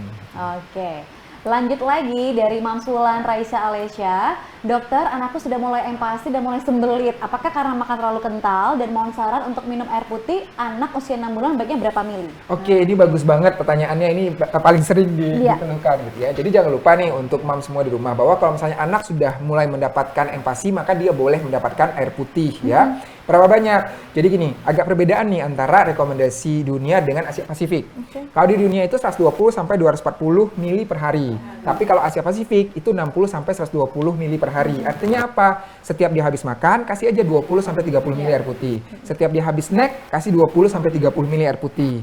Nggak boleh kesedikitan, nggak boleh kebanyakan. Kalau kesedikitan, dia efeknya sembelit. Tapi kalau kebanyakan, dia kekenyangan dengan air putih, otomatis nanti susunya kurang, nggak ada makannya nutrisinya kurang soalnya gitu. ya. Karena kan nutrisi air putih 0 gitu. Iya. Jadi tadi setiap habis makan, habis snack, kita kasih 20 sampai 30 mili itu untuk 6 sampai 12 bulan. Setelah 12 bulan itu udah lebih banyak. Dia minimal udah boleh 240 mili per hari dan bisa lebih lagi.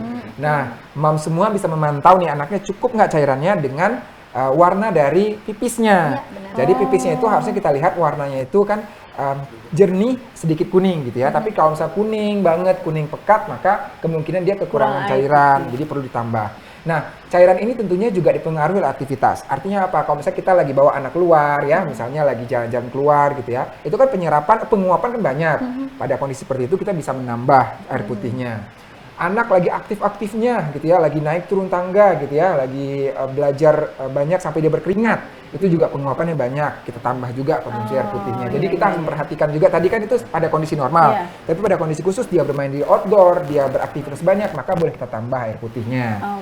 Kalau dia sembelit juga mungkin dia kurang cairan, bisa kita tambah air putihnya. Nah, jangan lupa juga tummy time, kemudian moms juga bisa mencoba untuk massage bagian perutnya gitu untuk membantu meringankan gejala sembelit pada si kecil.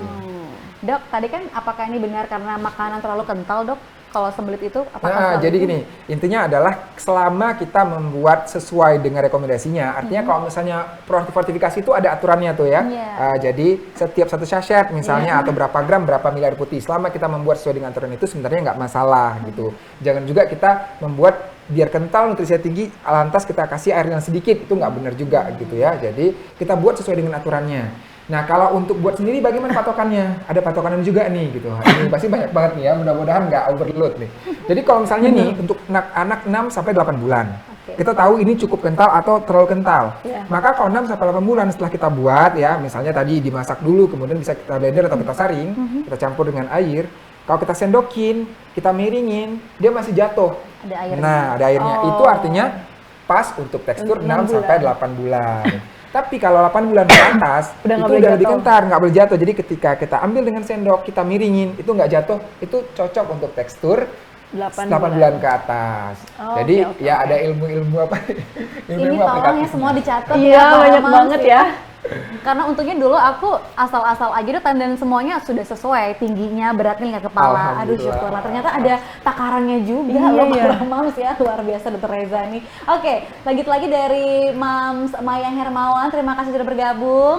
Kalau misalkan anak kita udah 6 bulan masih nggak mau makan juga, udah berbagai makan pasti dan cara anaknya ngelepeh, terus gimana dok? Kadang itu bikin pusing, sedih mama. Iya, oke ya. Nah, jadi ini yang pernah saya cobakan ya pada saat 6 bulan nih biar orang tuanya nggak terlalu baper ya karena udah masak repot-repot. Memang kita bisa coba dulu 6 bulan itu dengan yang fortifikasi dulu karena kan itu simple dibuat gitu ya. Simple dibuat, kita bisa coba sedikit dulu gitu ya untuk dia rasa-rasa dulu gitu ya. Bahkan berapa hari sebelum 6 bulan kita bisa cobain untuk rasa-rasa dulu gitu.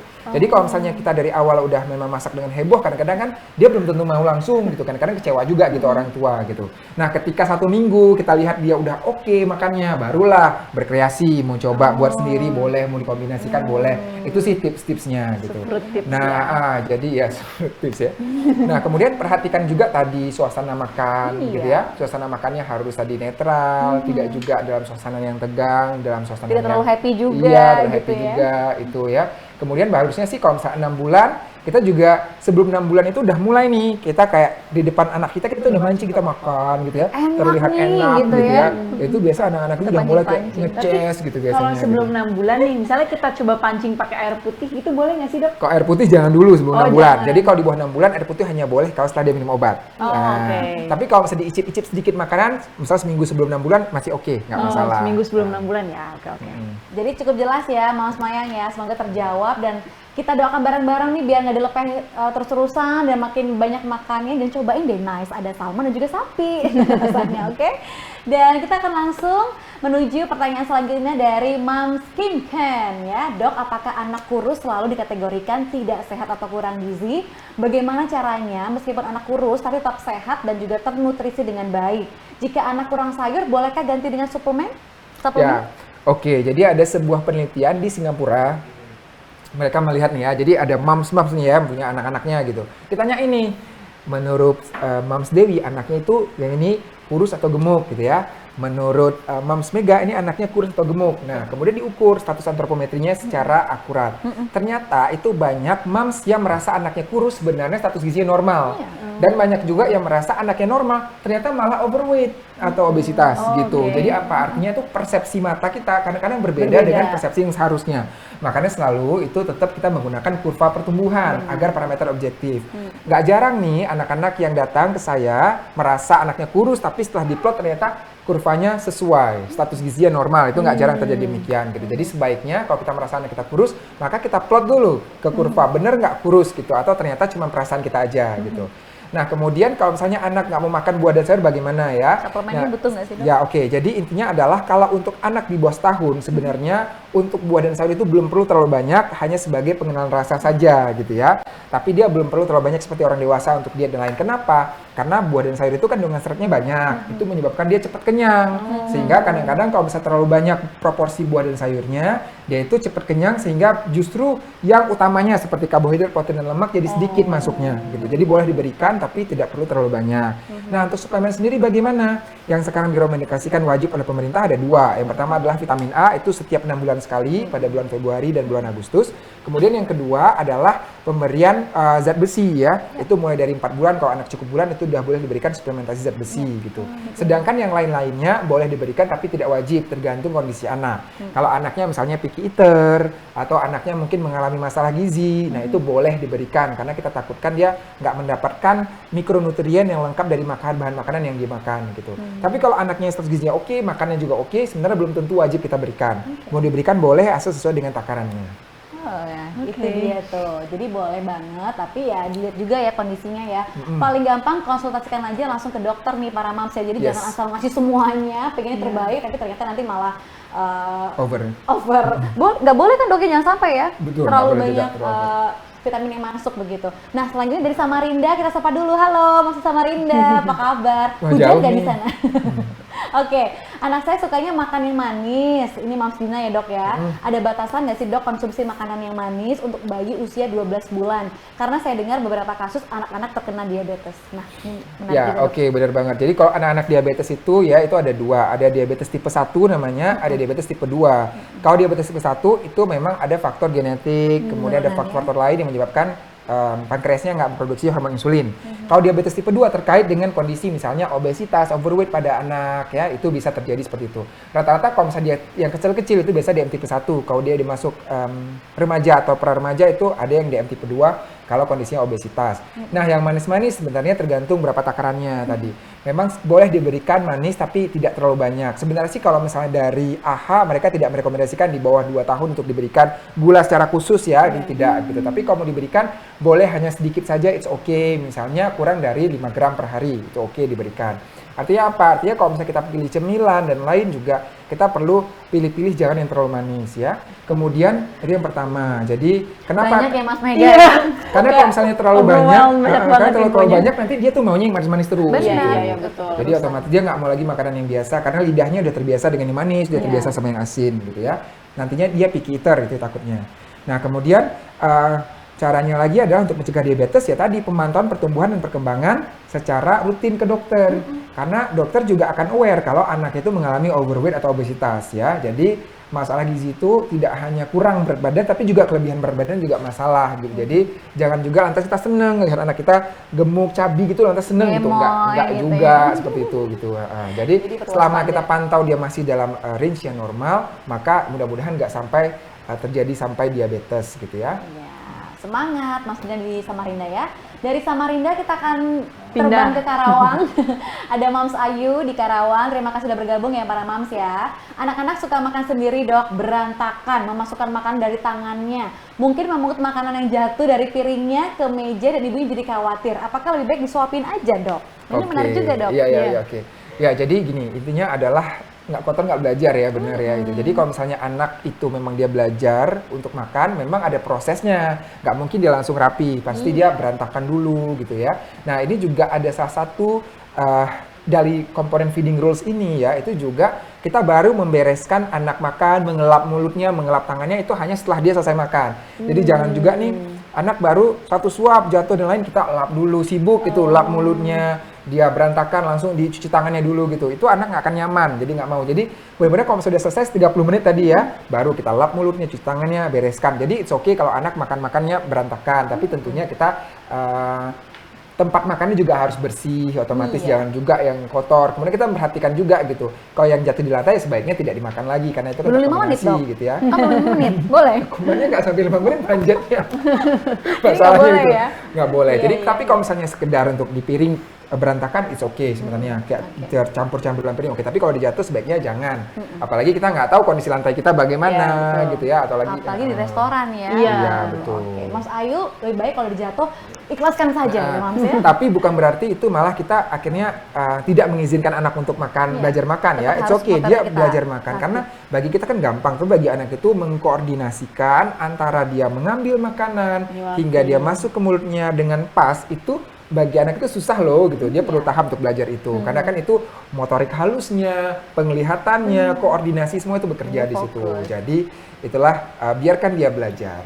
Dok, tapi kalau misalkan anak kita terbiasa dari kecil pakai tangan kiri, apakah harus kita paksa tangan kanan dok ambil sendoknya? Enggak juga ya. Jadi gini, jadi ada juga ahli neurologi anak mengatakan kalau misalnya anaknya memang dia kidal, oke, nggak masalah, nggak perlu yang kita terlalu paksakan dia harus menggunakan tangan kanan ya. Hanya pada kondisi-kondisi tertentu, misalnya dia salaman sama orang, nah itu kita dilatih biasakan ya. dia untuk tangan kanan misalnya Iya. gitu ya. Tapi kalau dia menulis dan lain, nggak Lebih apa-apa, aktif kiri nggak boleh. masalah. ya. Biasanya tuh ketahuan dia kidal tuh di umur berapa dok? Itu beda-beda. Biasanya sih setahun ke atas kan dia udah mulai tuh Oh, ya udah mulai untuk megang untuk barang. megang-megang, Itu ambil-ambil barang. Nah, di situ sih bisa kita lihat yang mana yang dominan gitu. Oke, nice. Selanjutnya adalah dari Mams Nuruli Palembang. Pempek gimana? Rasanya enak? Dok, bagaimana pemberian nutrisi untuk anak prematur? Apakah sama pemberian nutrisinya dengan anak normal, Dok? Oke, ini bagus banget pertanyaannya. Jadi di prematur itu kita mengenal ada dua, ada usia kronologis, ada usia koreksi. Aduh, saya takut nih kebanyakan. Ini penjelasannya mudah-mudahan nggak bingung ya. Tapi saya suka sekali. Aku juga sih kayak bener-bener Please undang lagi ya, banyak nice ya. banget info yang Oke, didapetin ya. Jadi ada usia kronologis, ada usia koreksi. Jadi misal gini, anaknya lahirnya 7 bulan nih gitu ya. Sekarang usia 4 bulan. Maka usia kronologisnya sekarang 4 bulan karena dia lahir 4 bulan. Iya. Tapi usia koreksi masih 2 bulan karena sebenarnya dia lahirnya 7 bulan, 2 bulannya masih harusnya dalam kandungan gitu. Oke. Nah, untuk makan pada bayi prematur ya, kesiapan makannya kita melihat usia koreksi. Jadi misalnya nih, kita harusnya kan makan usia 6 bulan gitu ya. Dia lahir cepat 4 bulan, maka sebenarnya dia kurang lebih makannya di usia 8 bulan gitu. Jadi itu sih tetap sambil memperhatikan kesiapan dia makan gitu. Kemudian kalau untuk bayi prematur tergantung juga. Kalau dia late preterm maka oke untuk diberikan ASI saja. Tapi kalau misalnya dia prematur sangat kecil, ada tambahan ya pada ASI untuk tambahan namanya HMF ya untuk diberikan pada ASI biar kalau lebih tinggi atau diberikan kalau susunya adalah susu khusus bayi prematur itu untuk di bawah 6 bulan. Kalau misalnya dia usia koreksi 6 bulan ke atas maka diberikan prinsipnya sama saja. Sama saja dengan anak-anak lain ya. Yang perlu diperhatikan adalah gini, kalau anak-anak dengan bayi prematur ini resiko dia mengalami malnutrisi dan keterlambatan perkembangan itu lebih besar. Makanya bayi prematur dikatakan sebagai high risk baby, bayi dengan berisiko tinggi. Yang pemantauannya harus pada dokter spesialis anak gitu untuk melihat gitu ya, apakah ada keterlambatan pertumbuhan, apakah ada keterlambatan perkembangan, sama nanti biar orang tuanya nggak salah kaprah untuk memberikan makan sesuai dengan usia kronologisnya, padahal kita pakai usia koreksi. Iya. Berbeda dengan imunisasi. Kalau imunisasi kita pakainya usia kronologis justru gitu. Saya baru tahu nih, Dok. Ternyata begitu ya. Iya. Oke, nice. Terima kasih banyak, Dok. Selanjutnya dari Soraya Rahmadani di Jakarta. Umur bayinya ini 11 bulan, Dok. Waktu umur 6 bulan anak saya makannya lahap banget. Tapi sejak umur 9 bulan tuh makannya suka dilepeh. Padahal saya sudah bikin variasi makanannya. Dan anak setiap habis makan jelang 10 menit pasti pup, Dok. Kedua, hal itu bagaimana ya? Apakah normal? Kita tos dulu dong. High five dulu ya, Mam Soraya. Gimana nih, Dok? Apakah normal? Oke. Jadi lahap di awal kemudian berangsur-angsur kok menurun ya Ya, semangatnya. oke. Ya ini nggak hanya terjadi pada Mam Soraya, saya sudah katakan juga ya bahwa biasanya juga. tuh di 6 sampai 8 bulan itu anak itu makan luar biasa lahap. Tapi 9 bulan, 8 bulan ke atas itu udah mulai banyak dramanya. Jadi nggak gitu boleh ya. jumawa dulu Betul. tuh ya kalau lihat anak 6 Di bulan situ makan memang gitu. dia tumbuh gigi pada usia-usia segitu. Dia mulai ada preferensi rasa. Dia mulai bosan dengan makanannya pada usia seperti itu gitu. Jadi lagi-lagi kalau misalnya anaknya dilepeh, kita lihat dulu nih apa ada tumbuh gigi, tanda-tanda tumbuh gigi ya. Ingat tanda-tanda tumbuh gigi apa? Itu anaknya liurnya banyak. Kemudian kadang dia agak anget gitu ya. Anaknya jerewel, nggak mau makan. Kita lihat tuh kayak ada putih-putih tuh. Biasanya cek tumbuh bisa kan, Dok, ya? biasanya tumbuh gigi itu di bagian bawah tengah dulu gitu. Kita raba itu agak keras di situ kadang-kadang udah nonjol sedikit gigi. Nah, kalau bisa seperti itu mungkin dia lagi tumbuh gigi, wajar dia lagi nggak mau makan. Atau kita lihat rongga mulutnya, mungkin jangan-jangan ada sariawan sehingga dia nggak mau makan. Kita perhatikan rasa dan variasi makanan, cara pemberian makanan, cara penyajian dan lain. Itu dia ya. Kemudian kalau misalnya dia setiap habis makan pup, apakah itu artinya nggak diserap? Nggak juga. Jadi gini, dia namanya adalah gastrokolik refleks ya. Jadi kalau misalnya makan masuk ke lambung, kadang-kadang kalau kita nih sarapan pagi, kemudian pengen BAB gitu ya. Nah, jadi ada sebagian anak yang memang seperti itu. Tapi yang keluar itu bukan makanan yang baru makan, itu makan sebelumnya dimakan. Sudah diproses, diserap Iya, ya. sudah diproses karena proses pencernaan sendiri dari mulai makan, dicerna sampai diserap dan sisa-sisanya itu dibuang itu butuh waktu berapa jam. Iya. Jadi bukan yang baru dimakan itu langsung keluarkan, enggak. Itu adalah makanan yang sebelumnya dimakan. Jadi nggak perlu khawatir. Asalkan kalau bayi-bayi itu ya BAB-nya itu tidak lebih dari 3 kali per hari dan tidak cair, maka itu bukan dikatakan sebagai diare. Tapi kalau lebih dari 3 kali per hari dan dia teksturnya cair, maka itu diare, kita segera ke dokter. Iya, benar-benar. Dan kalau dari usia 6 bulan kan udah semangat banget nih, kemudian di usia 8 ke atas kok kayaknya udah mulai nurun gitu ya. Boleh dicobain nice, Mam, ya kan? Tadi kan juga Mas Pega udah praktekin. Gak ribet, kemudian bahannya organik ya. Iya, dan juga ada macam-macam rasanya, nggak cuma satu aja. Jadi bisa dicoba ya sama ibu-ibu di rumah kalau misalnya lagi ribet, lagi butuh coba yang gampang-gampang, yang ringkes bisa Variasi dicobain ya. Nice-nya. Iya. Karena kalau udah anak gak mau makan tuh ibunya berubah mood, Dok. Iya. Kadang tuh stres ya kita biasanya ya? jadi nggak mood gitu loh. Tapi tergantung kalau ada sesuatu lagi, contohnya kayak bapak-bapak kirim transferan jadi ngerti lagi gitu ya. Oke, lanjut lagi Bisa aja nih ya. Mam Sujaya nih, Bisa Dok. aja nih. Untuk finger food baby nih, Dok. Iya. Finger food baby usia 11 bulan, ini lebih baik digoreng, dikukus atau direbus. Divariasikan, nggak masalah sebenarnya. Intinya adalah gini, kalau pada orang dewasa kita nih gitu ya, kita nggak boleh lemak terlalu banyak, hanya 20-30%. Tapi ternyata kalau anak di bawah 2 tahun itu komposisi lemaknya boleh lebih banyak, karena dia pertumbuhan dan perkembangan otak tadi 70-80% di sana. Butuh lemak banyak untuk energi, termasuk untuk pertumbuhan otaknya. Jadi menurut sebuah literatur dikatakan bahwa pada anak di bawah 2 tahun kita boleh memberikan proporsi lemak itu 35-45% gitu, jadi cukup banyak. Jadi kalau kita memberikan finger food dalam bentuk yang digoreng, apalagi dengan bahan makanan yang mengandung lemak seperti entah keju, campur kentang, campur daging, seperti perkedel, it's okay sebenarnya. Tapi pasti kalau digoreng terus bosan dong anaknya. Sesekali dikukus, sekali direbus, it's okay. Sebenarnya nggak masalah, bervariasi aja. Dan finger food itu ya boleh diberikan dari 10 bulan ke atas sebenarnya udah boleh diberikan ya. Finger food yang mereka pegang sendiri. Iya, mereka pegang sendiri itu. Oke. Dan nanti siap-siap nih Mas Mega ya, kreasikan lagi terus. Kira-kira menu apa lagi nih ya selanjutnya ya, itu dia tuh tantangannya. Ternyata bukan hanya di awal ya deg-degannya, ternyata panjang ya. Menjadi seorang ibu tuh tidak ada habisnya ya, Dok. Iya, seumur hidup ya. Nah, seumur hidup. Bapak juga ya seperti itu ya. Bener sekali. Oke, para mas masih semangat ya. Jadi kita masih membahas mengenai nanti persiapan empasi, nutrisi seperti apa sih, kemudian kira-kira makanan seperti apa yang akan kita berikan untuk si kecil agar nantinya tumbuh kembangnya optimal dan momsnya juga less worry ya, stop insecurity karena nanti anaknya juga nutrisinya terpenuhi semuanya. Oke, lanjut dari Tangerang nih, Dok. Iya. Dari Mams Hikmatun, anak saya 12 bulan sampai saat ini makan tidak sesuai takaran. Hanya sedikit-sedikit namun sering sehingga jadwal empasinya berantakan. Apakah manajemen waktu empasi itu tetap diperlukan? Oke, jadi sebaiknya seperti itu. Kenapa? Jadi mungkin awal-awal nih kita tuh merasa kok tega banget sih 30 menit anaknya baru makan sedikit terus udah diudahin baru dikasih makan lagi 2 jam lagi misalnya. Awalnya kita merasa kok tega banget. Tapi ternyata itu ada maksudnya. Maksudnya adalah melatih siklus lapar dan kenyang si anak gitu. Jadi anak itu nggak merasa kenyang terus. Jadi it's okay. Mungkin di hari pertama kedua dia ngerasain lapar. Tapi itu membentuk pola dia untuk belajar bahwa kalau misalnya dia nggak makan dengan teratur, maka dia akan merasa lapar gitu. Jadi nextnya dia akan lebih teratur pola makannya. Jadi sebenarnya bukan kita tega, tapi membentuk pola makan yang teratur itu untuk melatih siklus lapar dan kenyang si bayi tersebut. Karena kan bayi itu belajar dari hal-hal simple. Misalnya apa nih? Dia nggak mau makan. Ya udah, aduh kasih nggak mau makan, kasih susu deh gitu.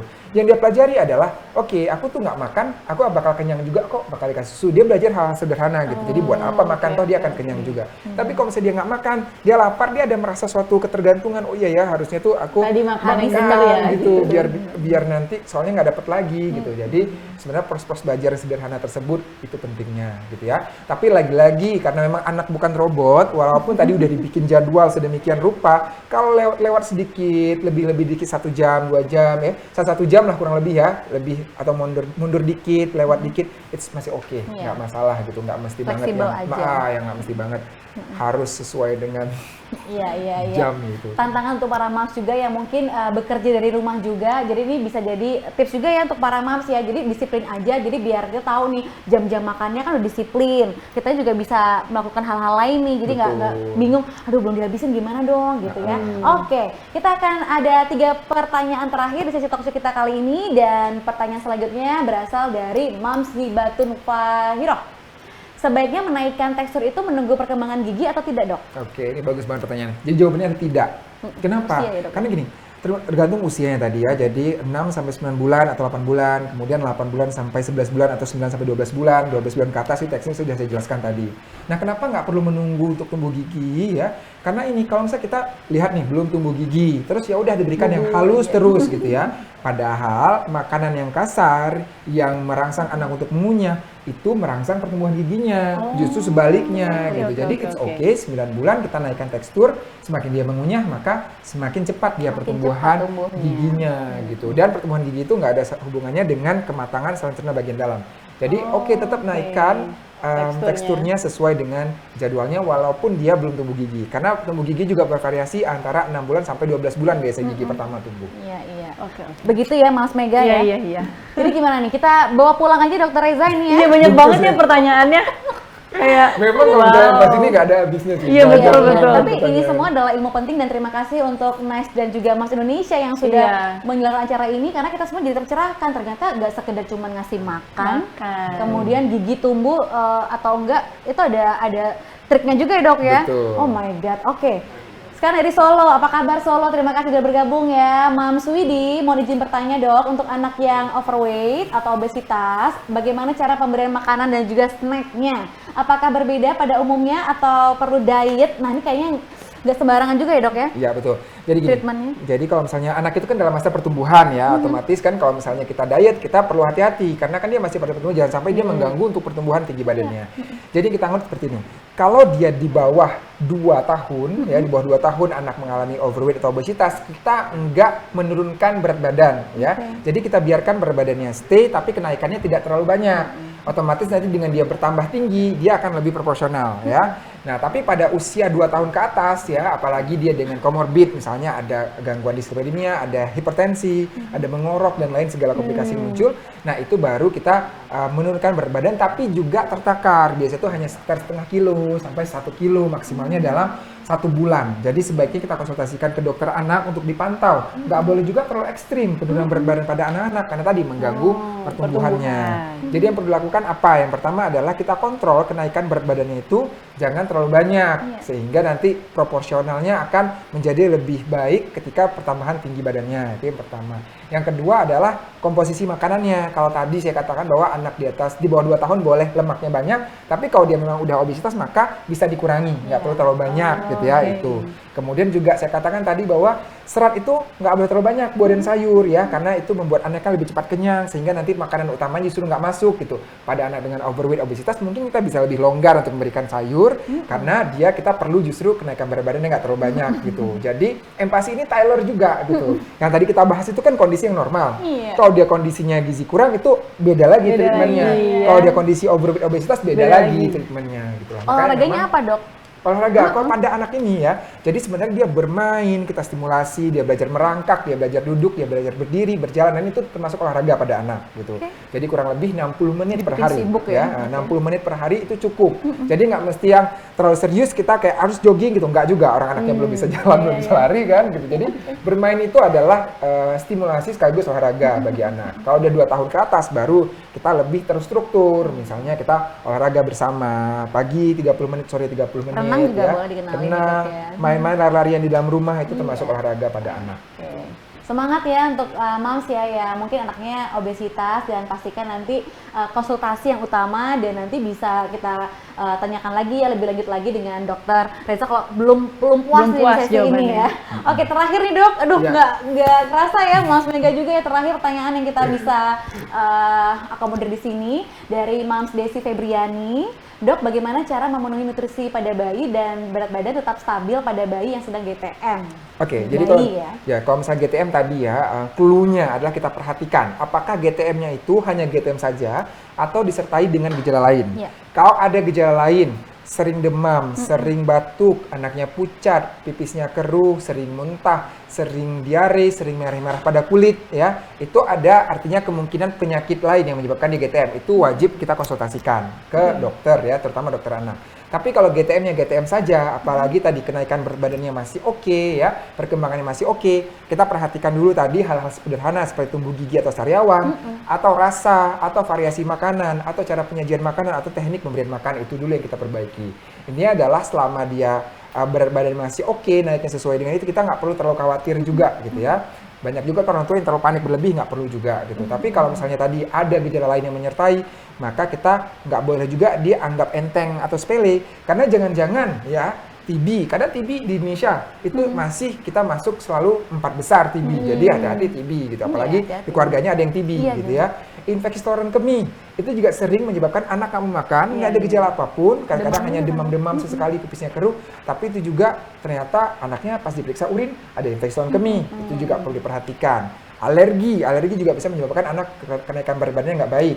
Kemudian juga ada anak GERD gitu ya, apalagi orang tuanya ada riwayat dengan gastritis, mah dan lain itu. Karena ada juga anak yang sering muntah gitu ya, sering muntah, kenaikan berat badannya nggak bagus, nggak mau makan, itu jangan-jangan dia GERD. Atau anemia juga banyak di Indonesia gitu ya, terutama di daerah-daerah yang mungkin kurang ya untuk pangannya dan lain gitu. Kalau anak kelihatan pucat, nggak mau makan, karena anemia sendiri mempengaruhi juga nafsu makan anak gitu. Jadi kalau ada gejala-gejala lain saya katakan tadi, itu dikonsultasikan, tapi kalau enggak kita coba dulu tadi cara-cara di rumah untuk memperhatikan bagaimana agar anaknya mau makan.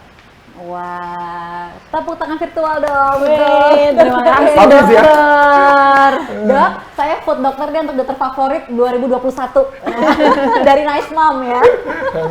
Oke, karena waktu kita juga terbatas nih para moms, mohon maaf ya, izinkan saya juga ingin mengajak Dokter Reza untuk bisa kasih suntikan semangat nih terakhir nih di Hari Ibu juga untuk para moms, gimana caranya mempersiapkan empati, kebutuhan nutrisi kecil seperti apa, dan juga Mas Mega juga berikan ya. Silakan Dokter Reza terlebih dahulu. Oke, yang pertama selamat Hari Ibu untuk mom semua di rumah ya.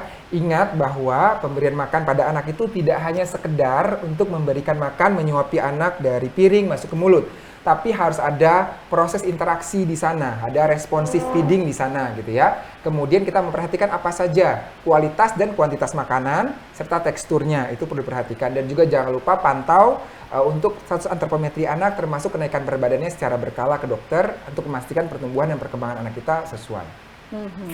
Oke, mantap. Selanjutnya Mas Mega silakan nih. Aku juga sebelumnya mau ngucapin Happy Mother's Day untuk seluruh ibu di dunia. Semuanya hebat, sudah sampai sejauh ini ya kan. Nah, aku cuma mau bilang terima kasih banyak kepada Nice udah ngundang aku di sini, karena jujur aku kan baru mau nih proses empasinya. Jadi aku benar-benar dapat banyak ilmu, bukan cuma dari dokter tapi benar-benar dari ibu-ibu di luar sana yang memberikan pertanyaan yang ternyata nanti bisa terjadi seperti ini gitu kan, kemungkinan yang terjadi di ke depan nantinya. Jadi aku bilang terima kasih banyak untuk semuanya, udah ngundang aku juga, benar-benar bermanfaat. Semoga ibu-ibu di luar sana semuanya semangat untuk ngasih empati anaknya juga, apalagi anaknya mungkin seumuran sama aku. Jadi semuanya, ayo semangat, kita bisa. Yes, terima kasih Mas Mega. Jadi sekali lagi nih ya, untuk para mas udah nggak perlu khawatir lagi seputar empati si kecil, karena Dokter Reza, Mas Mega juga sudah share ya gimana tadi persiapannya, kemudian kebutuhannya bagaimana yang baik begitu. Dan pastinya untuk pemenuhan nutrisi anak, untuk empati, Nice hadir untuk menjawab kekhawatiran moms dalam pemenuhan nutrisi anak selama empati. Nice empati ini merupakan homemade organik berbahan dasar pangan lokal yang halal pastinya, sehat dan bergizi seimbang, mengusung produk pangan yang sedekat mungkin dengan aslinya, pure food. Dan PT Hasana Boga Sejahtera sebagai manufacturer company dari Nice ini memastikan bahwa seluruh sumber dan juga proses terbaik dilakukan secara legal guna menciptakan pastinya lingkungan industri yang selaras dengan alam dan senantiasa menciptakan inovasi pangan berbasis produk pertanian organik untuk mengiringi tumbuh kembang generasi organik Indonesia bersama dengan Nice Parent. Mas bisa dapetin ya produk Nice ini di seluruh marketplace, di Ion, di Total, kemudian di All Fresh and toko susu terdekat, dan juga dapatkan promo up to 15%. Wah, mantap, luar biasa. Jadi kita sangat terbantu sekali ya. Apalagi Mas Mega ini kan sibuk, mobilitasnya tinggi ya kan. Jobnya banyak banget di mana-mana. Amin, Jadi nanti kita doakan lancar empasinya juga. Ya, amin, doain ya. Selalu sedia Nice ya. Udah pasti Mas, dong, karena kan udah gitu juga nutrisinya udah terpenuhi ya. Jadi kita juga akan lebih tenang gitu. Nah, untuk yang bertanya-tanya siapakah yang terpilih, 10 penanya terpilih hari ini di acara Talkshow dan juga di Memasak bersama dengan Nice. Tahan dulu, jangan khawatir, kita akan umumkan nanti di IG dari Mas Indonesia. 10 penanya terpilih akan mendapatkan, lagi-lagi ya Dewi terus nih dengungkan ya, ada paket dari Nice senilai Rp100.000 dan juga e-wallet senilai Rp50.000. Semoga semuanya tercerahkan, sudah dicatat dengan baik, dan kalau ada kendala segera konsultasikan ke dokter. Semuanya sehat melalui pandemi ini, dan juga sekali organik tetap organik ya. Baik, saya Dewi pamit undur diri. Terima kasih Dokter Reza, Mas Mega, Dokter Putri juga makasih tadi ya. Kita akan jumpa lagi di next event dari Nice bersama dengan Moms Indonesia. Sampai jumpa, salam sehat selalu para moms. Selamat Thank Hari you Ibu. Nice. Thank Moms you Indonesia. Nice. Ini bundaku.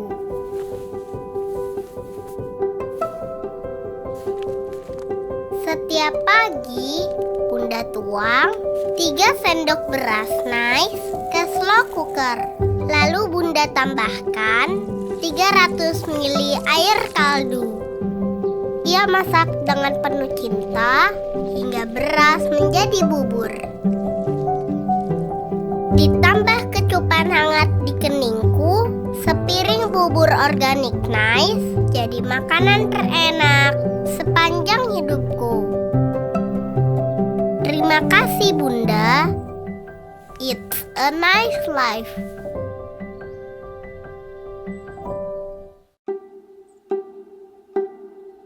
Ini bundaku.